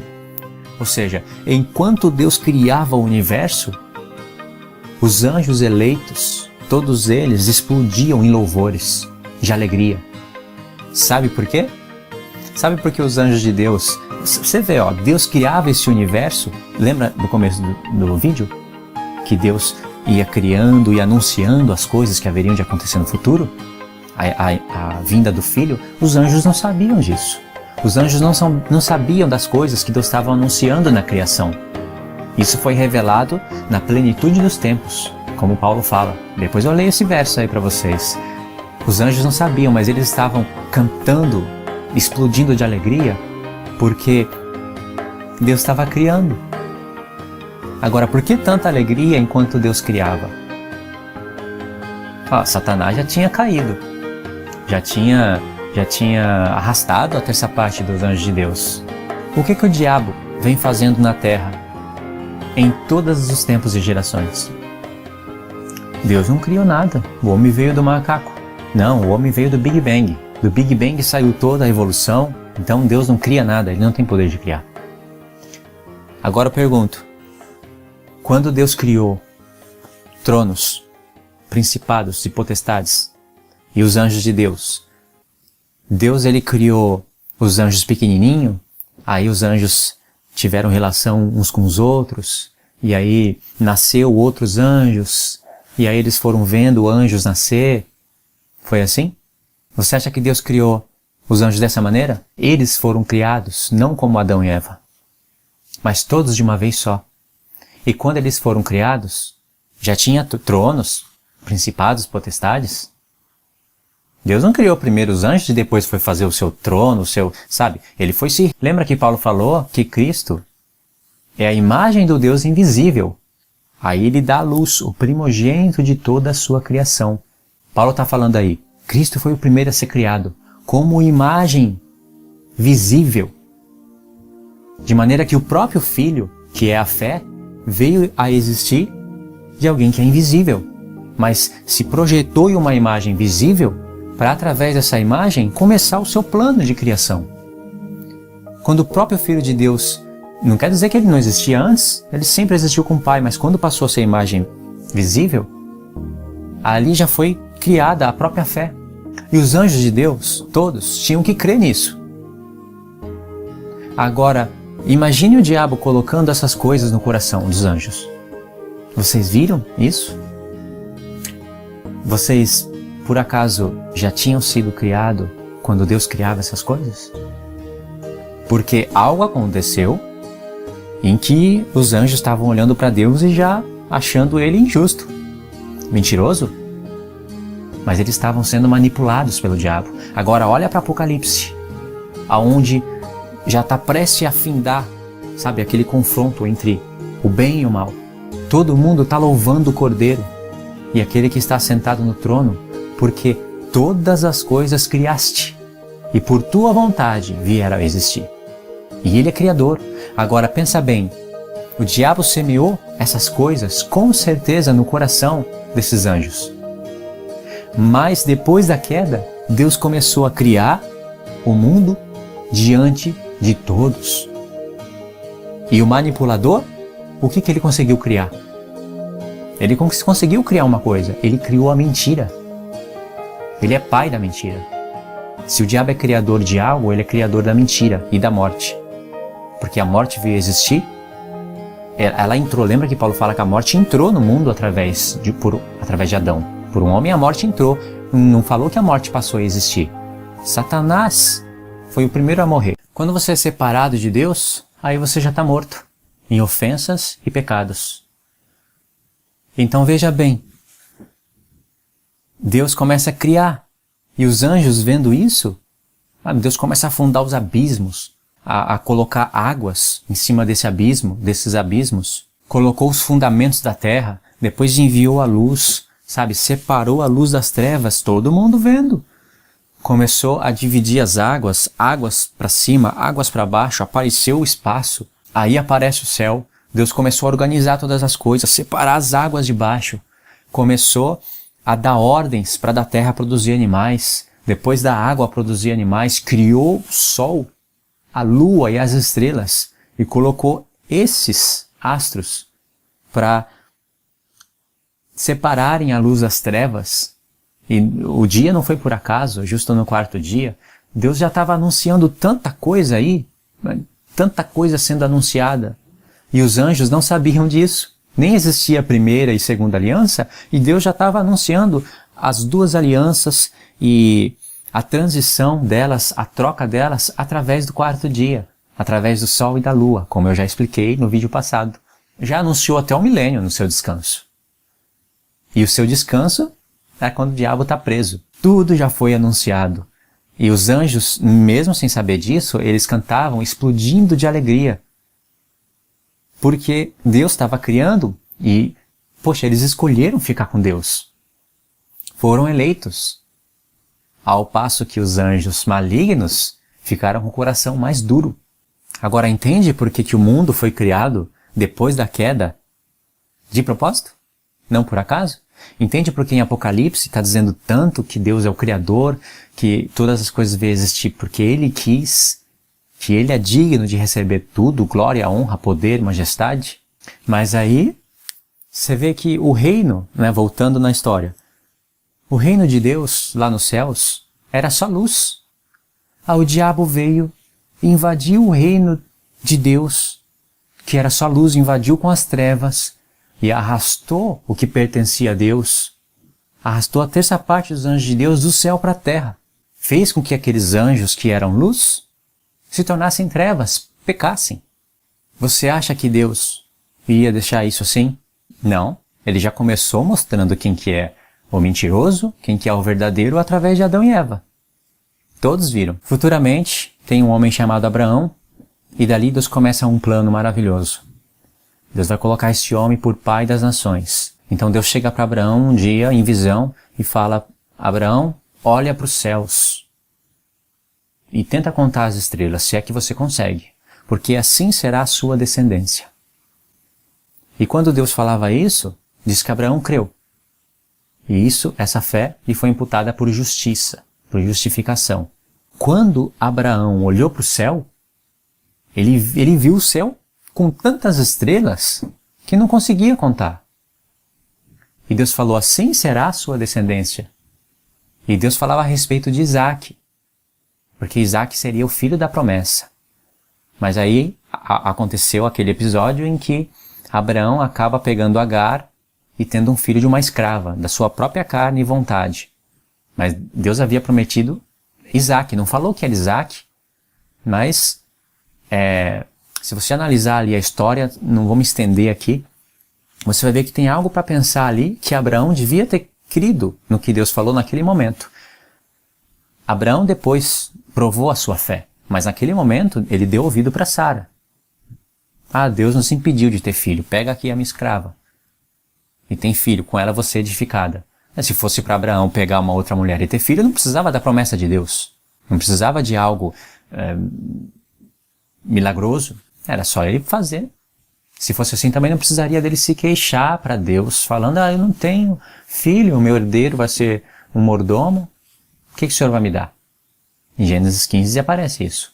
Mas aí Deus falava de Isaac, porque de Isaac haveria de nascer Jacó. E de Jacó, as 12 tribos. E dos 12 teria Judá. De Judá nasceria Davi, conforme as profecias. Deus ia desenrolando as profecias. E de Judá, Davi. E de Davi, Deus prometeu o Messias, não prometeu? E se você observa os textos do Messias, principalmente em Daniel, você vai ver que o Messias haveria de morrer e ressuscitar e ascender. De fato, o Filho do Homem estava ascendendo até os céus, até o trono do Ancião de Dias, para os seus inimigos serem postos debaixo de seus pés. Então, se é de Isaac, tem Jacó, se é por Jacó, tem as 12 tribos, se tem as 12 tribos, tem Judá, se tem Judá, tem Davi, se tem Davi, tem o Messias, e se tem o Messias, tem ressurreição de mortos. E se tem ressurreição de mortos, tem igreja. Então, quando Abraão olhou para o céu, vê bem, enquanto os olhos de Abraão olhavam da terra para o céu e via as estrelas resplandecendo no céu, Deus olhava do céu para a terra e via as estrelas brilhando sobre as trevas. Essas estrelas eram Cristo e a igreja. Abraão não sabia que ele estava vendo isso, mas Deus sabia. Cristo e a igreja resplandecendo sobre as trevas. Sabe por quê? Quando fala de estrelas, fala de anjos de Deus e fala de ressurreição. Deus falou para Abraão, a tua semente será como o pó da terra, mas também fala como as estrelas do céu, porque primeiro haveria de nascer da terra, mas na ressurreição chegaria a ser como as estrelas do céu, como os anjos de Deus. Jesus mesmo fala isso. Os que alcançarem a ressurreição não se casarão, nem se darão em casamento, mas serão como os anjos de Deus. E os anjos de Deus, ilustrado nas estrelas do céu, como a gente viu em Jó, em Isaías 14. Deve ter mais textos por aí, e de fato tem, eu vou ler mais um aqui, Daniel 12. E naquele tempo se levantará Miguel, o grande príncipe, que se levanta pelos filhos do teu povo, e haverá um tempo de angústia, qual nunca houve desde que houve nação até aquele tempo. Mas naquele tempo livrar-se-á ao teu povo todo aquele que se achar escrito no livro, e muitos dos que dormem no pó da terra ressuscitarão. Viu? Pó da terra ressuscitarão. Lembra que Deus falou? Abraão, a tua descendência, falou para Jacó também, será como o pó da terra e como as estrelas do céu, incontáveis. Porque Deus usou as duas coisas. Muitos dos que dormem no pó da terra ressuscitarão. Uns para a vida eterna, outros para desprezo eterno. Tá vendo? Os que para a vida eterna, como as estrelas do céu. Os sábios, pois, resplandecerão como o resplendor do firmamento. E os que muitos ensinarem a justiça, resplandecerão como as estrelas, eternamente. Tá vendo? Os que ensinarem a justiça não vão ser os mesmos que vão ressuscitar? Tá vendo? E os que vão ressuscitar vão fazer o quê? Brilhar como as estrelas, eternamente. Ressurreição, estrelas. Tá vendo? Agora, o que Deus estava planejando quando ele falou para Abraão, a tua descendência será como as estrelas do céu, já apontando para Cristo e a igreja? O que Deus estava planejando? Lembra que esses homens haveriam de ser trevas. Sim, Paulo disse que nós éramos trevas, mas agora somos luz no Senhor. Houve uma conversão. Vamos continuar lendo Zacarias 13, a partir do verso 7. Você tem que ler com atenção aqui o que Deus vai revelar.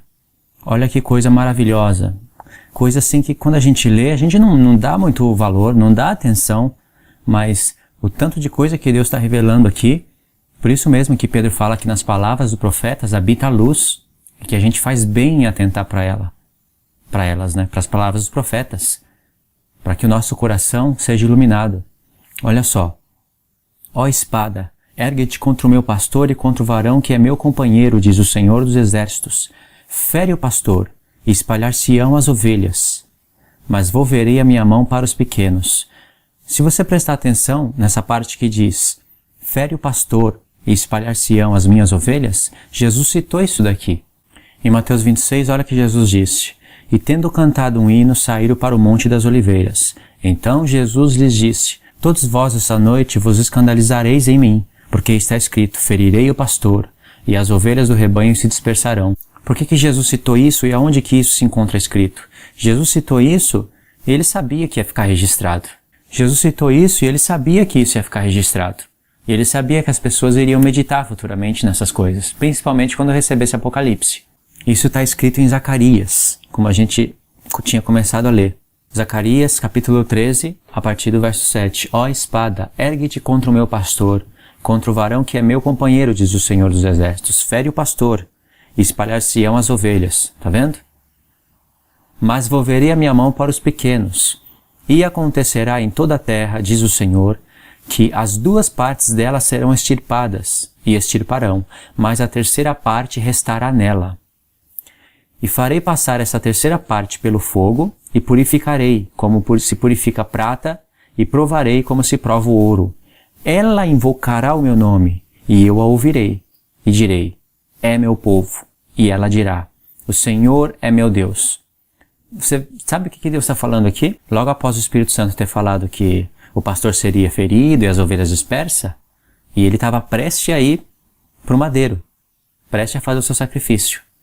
Olha o que diz: e acontecerá em toda a terra, diz o Senhor, que duas partes dela serão extirpadas, e extirparão, mas a terceira parte nela restará. Qual que é essa terceira parte?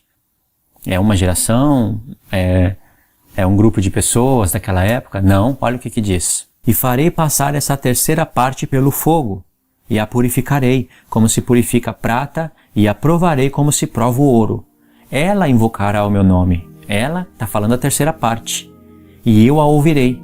Ela invocará o meu nome. Quando diz ela, está falando a terceira parte. E eu a ouvirei. E direi: é meu povo, para a terceira parte. E ela dirá: o Senhor é meu Deus. Vê que essa terceira parte que Deus está falando engloba todos os que hão de ser salvos, porque Deus vai purificar esses.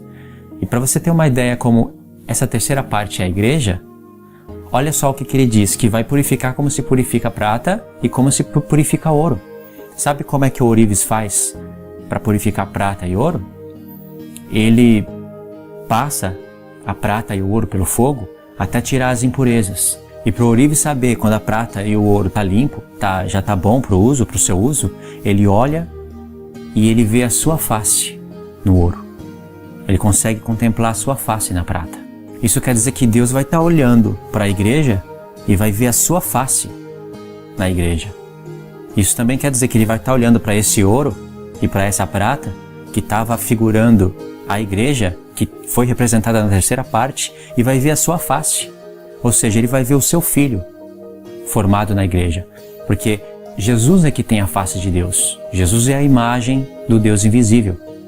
E Paulo fala aí, espalhado pelas suas cartas, que nós estamos sendo conformados à imagem de Jesus, para nós sermos semelhantes a Deus. Nós vamos ser semelhantes a Deus através de Cristo.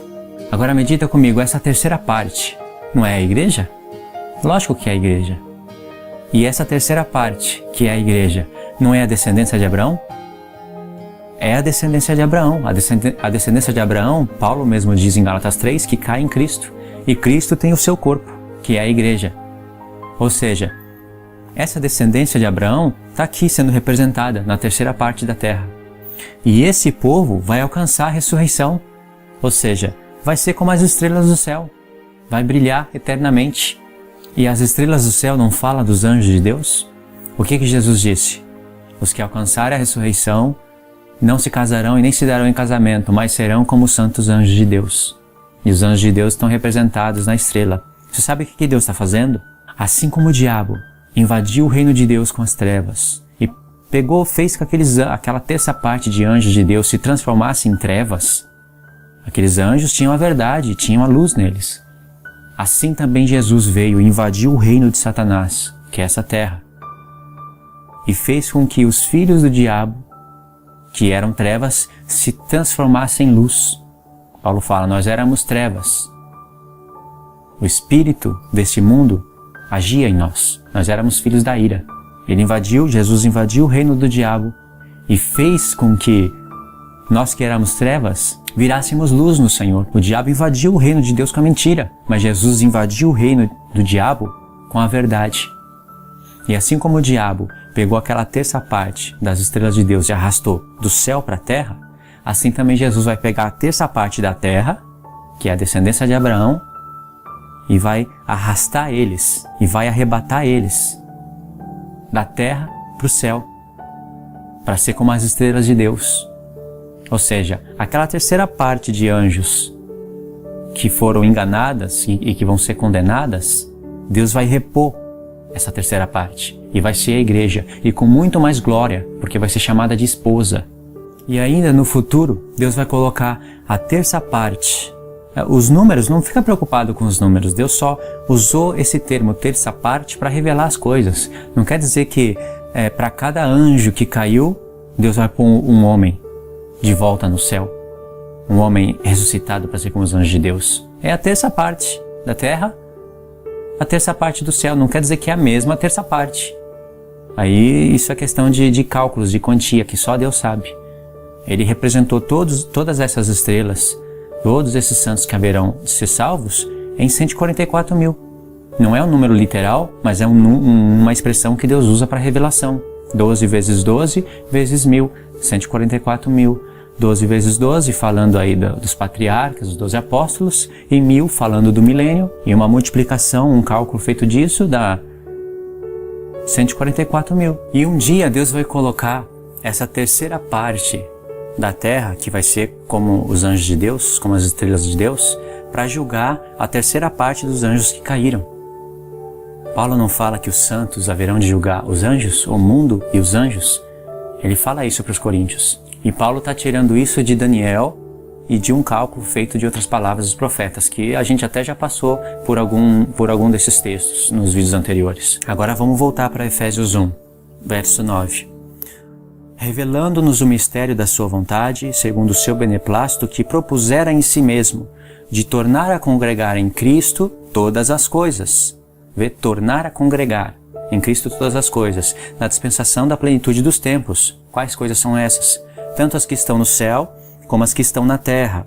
Nele digo, em que também fomos feitos herança, havendo sido predestinados conforme o propósito daquele que faz todas as coisas, segundo o conselho da sua vontade. Você viu que até os anjos tiveram um plano de salvação. Tiveram, não pela morte do Cordeiro, mas eles tiveram um plano de salvação quando Deus via a cada dia, a cada tempo, o diabo enganando os anjos de Deus, ele não impedia isso, para que os corações sejam manifestos. E quando diz que houve guerra no céu, sabe, houve peleja no céu, essa guerra não é guerra de espada. Anjos não tiraram a espada no céu, sabe, e ficaram pelejando uns contra os outros, e se a espada de um caiu, o outro foi e arrancou a cabeça do anjo. Não é essa guerra, é a guerra de verdade contra a mentira. E como os anjos, a maior parte deles, escolheram ficar com Deus, eles foram eleitos. E por isso são chamados de filhos de Deus. Eles receberam o poder de ser chamados de filhos. Assim como o homem. O que está acontecendo nessa terra, na verdade, já é um reflexo do que aconteceu já antes no céu.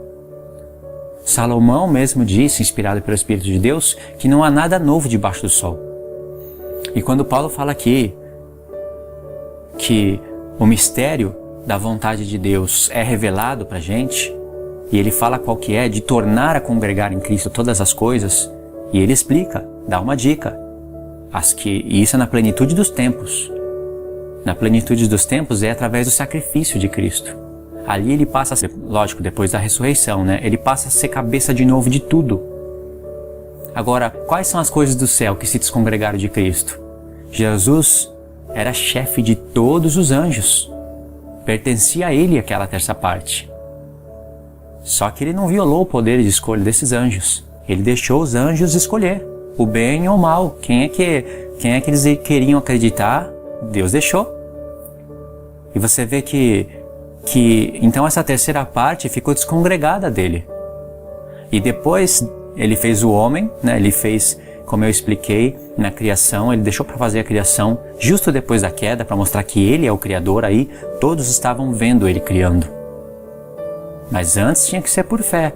Ele estava criando tudo na frente de todos, os anjos explodindo de alegria, cantando louvor. Deus criou esse mundo debaixo de um coral celestial de anjos. Enquanto Deus criava, os anjos cantavam. Isso é uma cena linda. Se você parar para imaginar, deve ser maravilhoso isso. E ainda mais que enquanto ele criava, ele revelava as coisas do passado e revelava as coisas que haveriam de acontecer no futuro. E os anjos, mesmo com tanta alegria, não sabiam disso. Se soubessem na hora, a alegria deles ia ser bem maior do que já era naquele momento. E Deus fez o homem, só que o que aconteceu? O homem caiu. Adão entregou esse mundo para o diabo. Pode ver que quando o diabo foi tentar Jesus, o diabo disse para Jesus, tudo isso me foi dado. E eu dou a quem quiser, é só você me adorar que tudo será seu. Jesus não falou, seu mentiroso, onde que tudo foi dado? Fui eu que criei tudo. De fato foi ele que criou tudo. Mas Deus sabe que foi entregue, a morte entrou no mundo e Satanás começou a reinar. Entrou por intermédio de Adão. E a morte começou a reinar no mundo. O diabo começou a reinar. Ele começou a introduzir a morte nos homens. E de fato ele estava reinando, revelado no profeta Daniel. Ele é o príncipe da Pérsia, o príncipe da Grécia. Havia trevas sobre a face do abismo. E no Evangelho de João, quando Jesus estava para ir para o madeiro, ele falou, o príncipe desse mundo vai ser julgado. Ele usa até a expressão, foi julgado. O príncipe desse mundo agora foi julgado. Você vê que o diabo é príncipe desse mundo. Só que Deus, mesmo assim, ele está acima de tudo, controlando todas as coisas. Se você for ler a parte de Ezequiel, onde fala dos 4 seres viventes, Isaías, e somar com Daniel, e somar com Apocalipse, você vai ver que aqui está a terra. Ele é um abismo, ilustrado até as nações e muitas águas. E por cima da terra tem o céu. E nesse céu, ou até no segundo céu, é onde Satanás foi, onde Satanás caiu. Ele se tornou o príncipe das potestades dos ares. E ele tem um reino de demônios, de anjos caídos. Ele constituiu um reino, a terça parte dos anjos. E ele está governando sobre a terra. Só que agora o evangelho está sendo espalhado, ou seja, o reino dele, ainda que você pense que não, o reino de Satanás está sendo desestruturado pela igreja. A verdade está se espalhando. Mesmo com tanto erro, ainda existe luz na terra. Só que por cima desse reino de Satanás, você vai ver que tem os 4 seres viventes. Por cima dos 4 seres viventes, você vai ver que tem um trono. E em cima desse trono está o Filho do Homem, assentado à destra de Deus, governando todo esse universo. E ainda quando Jesus ele ficou sem a terceira parte desses anjos, você vê coisas do céu se descongregaram dele. E depois a terra começou a se corromper, mesmo com Israel na terra. Deus projetava tipologias para o futuro, tudo bem, mas mesmo assim a terra estava sendo governada pelo diabo. Deus que começou a fazer um plano, um grande plano, chamando Abraão, e de Abraão vindo Isaac, vindo Jacó, as 12 tribos, e ali Deus projetando profecias através de tipologias, da vinda do Messias, da luz nesse mundo. Mas quando Jesus, ele deixa o céu, se faz homem e vem como homem, ele se fez menor que os próprios anjos de Deus. Ele se fez menor do que Deus. Ele se fez como homem. E ele mesmo manda todos adorarem a Deus. É aí que os testemunhos de Jeová se confundem. Como é que Jesus vai chegar pedindo adoração, sendo que ele se fez menor que o Pai? Ainda que ele diz, eu, Pai, somos um, ele se fez menor, se fez homem, se fez servo. Como um filho aprendeu a obediência, teve que lutar contra a carne. Deus não precisa lutar contra a carne. E quando Jesus se fez homem, ele deixou toda a sua glória. No entanto que em João 17, ele pede para o Pai em oração para restituir aquela glória que ele tinha antes com o Pai. E quando Jesus morre, ele se torna digno de abrir o livro selado de 7 selos. E nesse livro, quando ele abre os selos, no último selo vai ser revelado 7 trombetas. Na 7ª trombeta, você vai ver que todos os inimigos estão debaixo dos seus pés. Todos os reinos do mundo passaram a ser de Jesus. Então você vê que quando ele ressuscita, todas as coisas voltam a congregar nele. Ele passa a ser cabeça de tudo novamente. Paulo, inclusive, ele fala isso em Efésios 1. Paulo tem tudo isso na mente. Olha, em Efésios 1, vamos pular já um pouquinho, né? Olha, no verso 15, pelo que ouvindo eu também a fé que entre vós há no Senhor Jesus e a vossa caridade para com todos os santos, não cesso de dar graças a Deus por vós, lembrando-me de vós em minhas orações. Quais eram as orações de Paulo pela igreja? Para que o Deus do nosso Senhor Jesus Cristo, o Pai da glória, vos dê em seu conhecimento o espírito de sabedoria e de revelação. Para quê? Recebendo o espírito de sabedoria e revelação, tendo iluminado os olhos do vosso entendimento, para que saibais qual seja a esperança da sua vocação. Qual é o chamado que Deus está chamando a gente? A gente tem que entender isso. E quais as riquezas da glória da sua herança nos santos? E qual a sobreexcelente grandeza do seu poder sobre nós, os que cremos segundo a operação da força do seu poder. Vê? É preciso aqui, Paulo ora pela igreja para que ela entenda qual é o chamamento de Deus sobre nós. Quais são as riquezas da glória, da herança de Deus nos santos. Para isso a gente precisa ter os olhos iluminados. E para ter os olhos iluminados, é preciso ter espírito de sabedoria e de revelação. Eu estou voltando aqui os versos. E Paulo orava para que a igreja entendesse isso. Aí no verso 19 ele diz: a qual sobreexcelente grandeza do seu poder sobre nós, os que cremos, segundo a operação da sua força do seu poder, que manifestou em Cristo, ressuscitando dos mortos e pondo à sua direita nos céus, acima de todo principado e poder e potestade e domínio e de todo nome que se nomeia, não só neste século, mas também no vindouro. Tá vendo como todas as coisas voltaram a congregar nele? Ele voltou a ser cabeça de tudo. E sujeitou todas as coisas a seus pés. E sobre todas as coisas o constituiu como cabeça da igreja. Deus constituiu ele como cabeça da igreja, que é o seu corpo, a plenitude daquele que cumpre tudo em todos.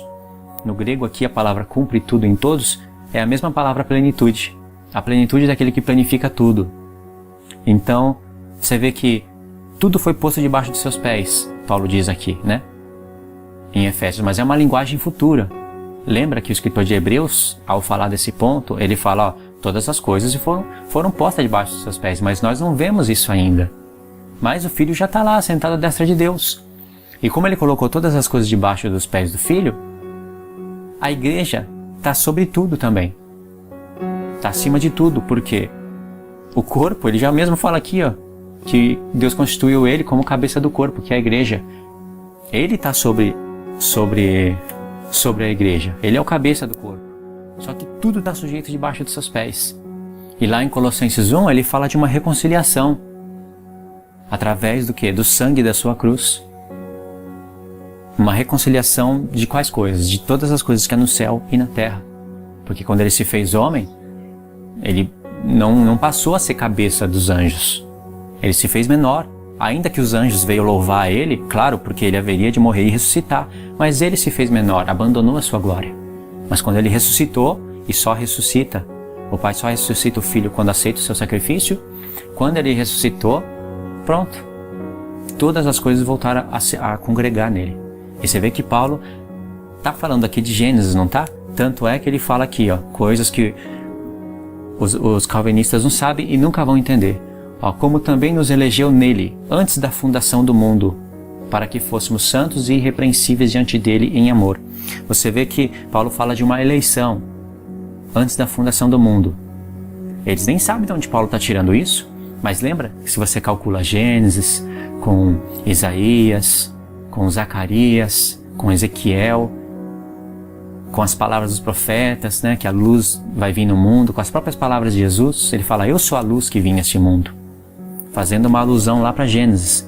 Quando você calcula isso, você vê que aquela luz que Deus disse, haja luz, aquela luz de Gênesis não veio do sol, veio do próprio Deus.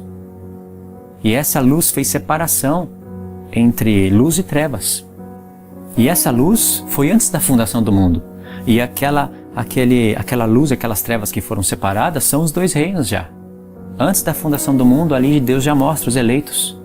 Só que como haveria de vir o Filho no 4º milênio, e o Filho iria trabalhar com a igreja, né, fazendo a troca das alianças, Deus faz aquele propósito no 4º dia, de criar o sol, a lua e as estrelas, o sol para governar o dia e a lua e as estrelas para governarem a noite e para fazer separação entre a luz e as trevas, esses dois astros.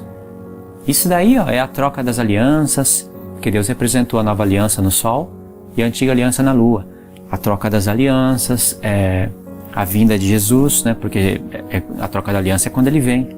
Tudo já foi ilustrado, dito lá no quarto dia. Então, quando você lê Colossenses e você vê aquela parte lá que, pelo sangue da sua cruz, ele reconciliou consigo mesmo todas as coisas, tanto as que há no céu como as que há na terra, se está havendo uma reconciliação é que algo aconteceu. E se Paulo está com a mente em Gênesis, se de fato ele está, porque ele começa a falar que ele nos tirou da potestade das trevas e nos trouxe para o reino do Filho do seu amor, ou seja, para a luz, e começa a dizer que ele é o cabeça da igreja, ele é o princípio. E aí Paulo começa a colocar, sabe, essas dicas para a gente ler Gênesis, a gente sabe que ele está com Gênesis. E quando Deus diz, em Gênesis, no princípio, ou seja, em Cristo, criou Deus os céus e a terra. Tudo perfeito. A terra era sem forma e vazia. Esse era, na verdade, aqui é uma palavrinha que tinha que gastar tempo nela. Porque quando diz que a terra era sem forma e vazia, muitos dizem que ela chegou a ser, sabe, que ela se tornou sem forma e vazia. Mas se você olha para os céus e para a terra, realmente ela não tinha forma. E Deus que foi dando forma nela. Lembra? Você tem que pensar direitinho e fazer aquelas perguntas. Por que Deus colocou as trevas sobre a face do abismo, né, muitas águas, e depois ele enviou a luz para separar as trevas que ele não gosta? Por que não fez só luz? E por que ele está fazendo as coisas dessa maneira, sabe? Uma restauração das coisas e está falando é bom, isso é bom, viu Deus que era bom. Por que ele está fazendo dessa maneira? Por que ele não fez tudo em um dia só e ainda teve que descansar no sétimo dia? Lembra daquelas perguntas? Aqui, Deus ele poderia ter feito tudo perfeito. Era só ele falar e iria ter tudo perfeito.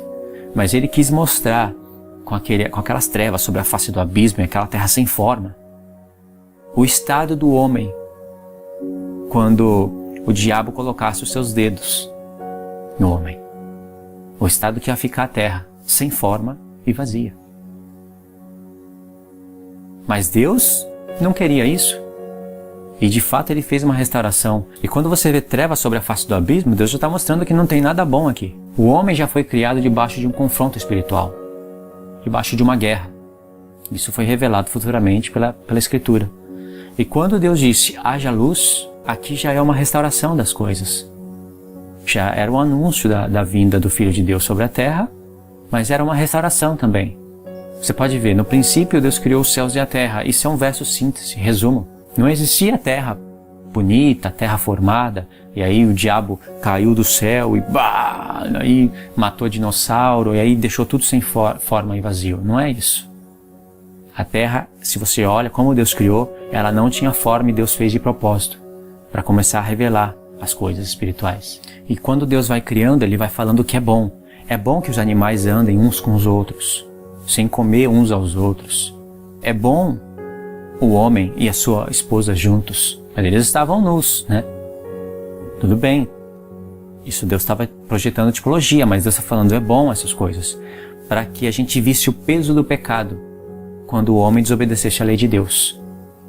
O animal começou a devorar animal, futuramente animal começou a devorar homens. Se você parar para pensar como era a vida antigamente, os homens viviam fugindo das feras do campo. Hoje elas estão presas, né? A maioria dos lugares estão presas, mas tem certos lugares aí que as feras estão espalhadas. E no mundo antigo era totalmente diferente de hoje. Os homens tinham que se preparar para fugir dessas feras. E em Efésios 1, quando Paulo fala que ele orava para que a igreja tivesse espírito de sabedoria e revelação, para que entendesse a vontade de Deus, sabe? Paulo não está falando apenas da criação aí. Quando você vai para Efésios 2, você vai ver ele falando de restauração do reino de Israel. Era isso também. Por isso que eu falo, o mistério da vontade de Deus, ele engloba muita coisa. E o sacrifício de Cristo, as pessoas não veem nem 30% do que o sacrifício de Cristo realizou.